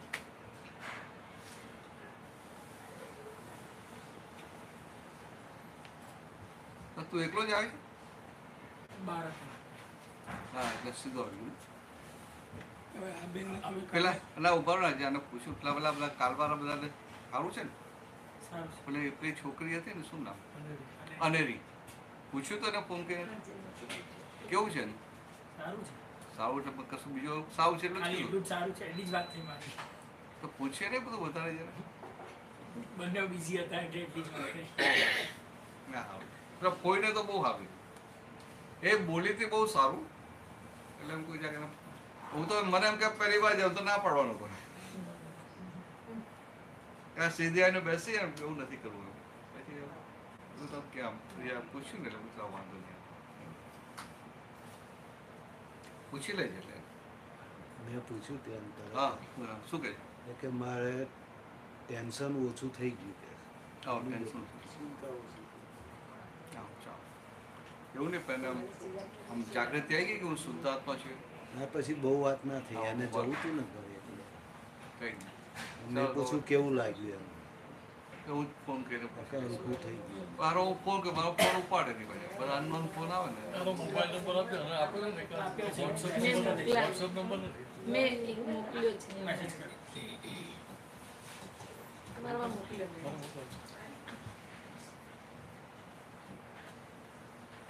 ટાઈમ થત કરજો, હું તો દીધે રાખી, મને કઈ વાંધો નહીં. ના ના, તમે પૂછતા હતા. શ્વેતાબેન કેટલા કે પૂરું કરવાનું છે? હા, બહુ હા. ટાઈમ શું રાખ્યો? સવારનો ટાઈમ સવારનો છે તો તો શું લાવે? આઈસ્ક્રીમ. આપણે મોડું શરૂ કરે ને તો મોડું પૂરું.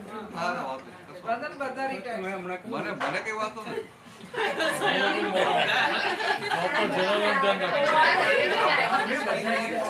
જમવાના હોય છે. હું તો રાતે આખી રાત રેડી છું. બધા છે ને આઈસ્ક્રીમ ખાજો, આઈસ્ક્રીમમાં માખો નથી આવતો, ખાજો. અત્યારે માહિતી એપ્રિલમાં પણ આંગળી કાપાઈ આવી હતી અમુક તો આ છે ને વોટ્સઅપ નું બહુ બધું સાચું ના બધું અંધેર ના એ તો પેલી નકલી મોકલી હોય ને વોટ્સઅપમાં મોટાભાગના રોંગ. હા એ તો પાછી પુણ્ય જે તો અજ્ઞાન પણ હા થાય થાય હા હા બીજું મારે એક જાણવું બોલો બોલો હમણાં કોઈનો પ્રશ્ન નથી. આપણે એક પ્રશ્ન છે એટલે કે તમે હમણાં બોલેલા આત્માના અનેક પ્રદેશમાં એ ગીતાબેનને ક્વેશ્ચન હતો એમને મને પૂછ્યો. કોણ? ગીતાબેન છે. ક્યાં ગીતા? નીતાબેન હા નીતા. હા તો આપણું જોવું તો મને ખબર પડે. ધીરે ધીરે બધા નામ યાદ રહે ને. પારીમાણી ના ના વાંધો નહીં, દેખાય જાય. હા નીતાબેન બોલો શું પ્રશ્ન હતો? દેખાય આત્માના પ્રદેશો. જ્યોતિને પૂછેલું આત્માનો અનંત પ્રદેશનો meaning શું? આત્માનો અનંત પ્રદેશ એટલે meaning શું કહે છે? એટલે આ શું છે, આ વાત આખી શાસ્ત્રની વાત છે. એટલે આત્મા સૂક્ષ્મતમ ખરો, તો આત્મા એ દ્રવ્ય છે ને, એ દ્રવ્ય છે. એટલે શું કહેવા માંગે છે કે આત્માના અનંત પ્રદેશો છે. એટલે એની જે પેરીફરી હોય ને, આ જે આત્માનું દ્રવ્ય એની બોલ હોય, એક દાખલો આપો, બોલ હોય, બોલ તો એનો આમ કર્વેચર રાઉન્ડ હોય, એમાં નાની નાની કાચની ટીકડી લગાવી કેટલી લાગે કે ના લાગે, એવું આ આત્મા એના અનંત પ્રદેશો છે, અનંત પ્રદેશો. અને એક ક્ષેત્ર અને ક્ષેત્રજ્ઞ. ક્ષેત્ર એટલે સ્પેસ, ક્ષેત્રજ્ઞ એટલે ક્ષેત્રને જાણનાર. એટલે કે આત્માના અનંત પ્રદેશો એટલે એ નાના નાના કાચના ટુકડા હોય ને એવું વાત સમજવા પડે. હવે અનંત પ્રદેશો હોય તો આત્માનો જ્ઞાન પ્રકાશ આખો બધે ફેલાય ના ફેલાય, પણ આ કર્મની જે વર્ગના, જે કર્મો બંધાય, કર્મની વર્ગણા એટલે વર્ગેલા, કર્મો વર્ગેલા, એ પ્રદેશો પર વર્ગેલા હોય. એટલે જેટલો ભાગ ચોખ્ખો થાય એટલા ભાગમાં દેખાય. સમજાય? તો એ બહારની બાજુ હોય, આત્માના અંદર કઈ લેવા દેવા ના હોય. એટલે કે આત્માના અનંત પ્રદેશો પર અનંત કર્મ વર્ગના વર્ગેલી હોય, જેના આધારે એનો લાઈટ બહાર આવે નહીં. પછી આવું આ જ્ઞાન પ્રાપ્ત થાય એટલે ઘણી બધી કર્મ વર્ગનાઓ જે જ્ઞાનાવરણ ને દર્શનાવરણ હોય એ બધા ઉડી જાય. એટલે ઘણું બધું ચોખ્ખું થઈ જાય. પછી જયારે તીર્થંકર બાબાના દર્શન થાય સિમંદર સ્વામીના, ત્યારે એમના દર્શન થતા કે એમની વાણીનું શ્રવણ થતા જે ઉલ્લાસ ને આનંદ થાય ને, તો બીજી બધી કર્મ વર્ગના બધી ધાધર ખરી પડે બહુ સ્પીડમાં. અને આમ થોડા સમયમાં એટલે ઘણી વખત 48 મિનિટમાં કે અમુક પરમાં મોક્ષ જતો કેવળ જ્ઞાનથી. એટલે એ રીતે કે આત્માના અનંત પ્રદેશમાં એની પર અનંત વર્ગના વર્ગેલી હોય તો ભગવાનના દર્શન થાય, અને જે પાત્ર હોય એને દર્શન થતા એટલો આનંદ ઉલ્લાસ થઈ જાય ને કે બાકીના બધા કર્મો ત્યાં ખરી પડે. ત્યાં આપણે પહેલા કરે એવું કરવું પડે તો એ પ્રકાશ દેખાય. હા એટલે હવે આપણે શું થાય છે, 5 આજ્ઞામાં રહીએ ને એટલે બધું ચોખ્ખું થતું જાય, પ્રદેશો ચોખ્ખા થતા જાય.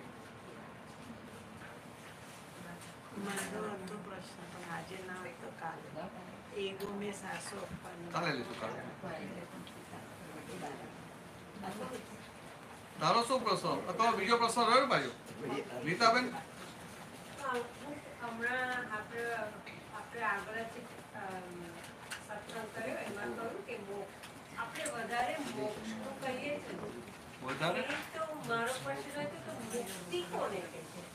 મોક્ષ ને મુક્તિ બધું એક પહેલા મુક્તિ કહે. બધું એક જ હોય. મુક્તિ પેલો એટલે અહીંયા સંસારમાં રહી અને સંસારના દુઃખો અડે નહીં, સ્પર્શે નહીં, એવી દશા થાય પેલા.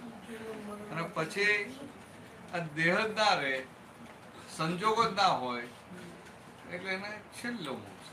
આ જ તે છે. એટલે આ તો શું બધા મુક્તિ મુક્તિ માગે ને, મુક્તિ એટલે શું? સંસારથી મુક્તિ.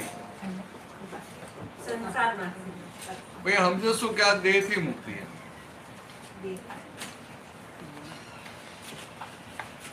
તમે લોકો શું વાત કરતા કે પ્રશ્ન કરતા હતા? તમે બે ત્રણ વાત કરતા. પ્રશ્ન હતો ને તો મને ના આપ્યો. ચાલશે, એમાં ચાલશે.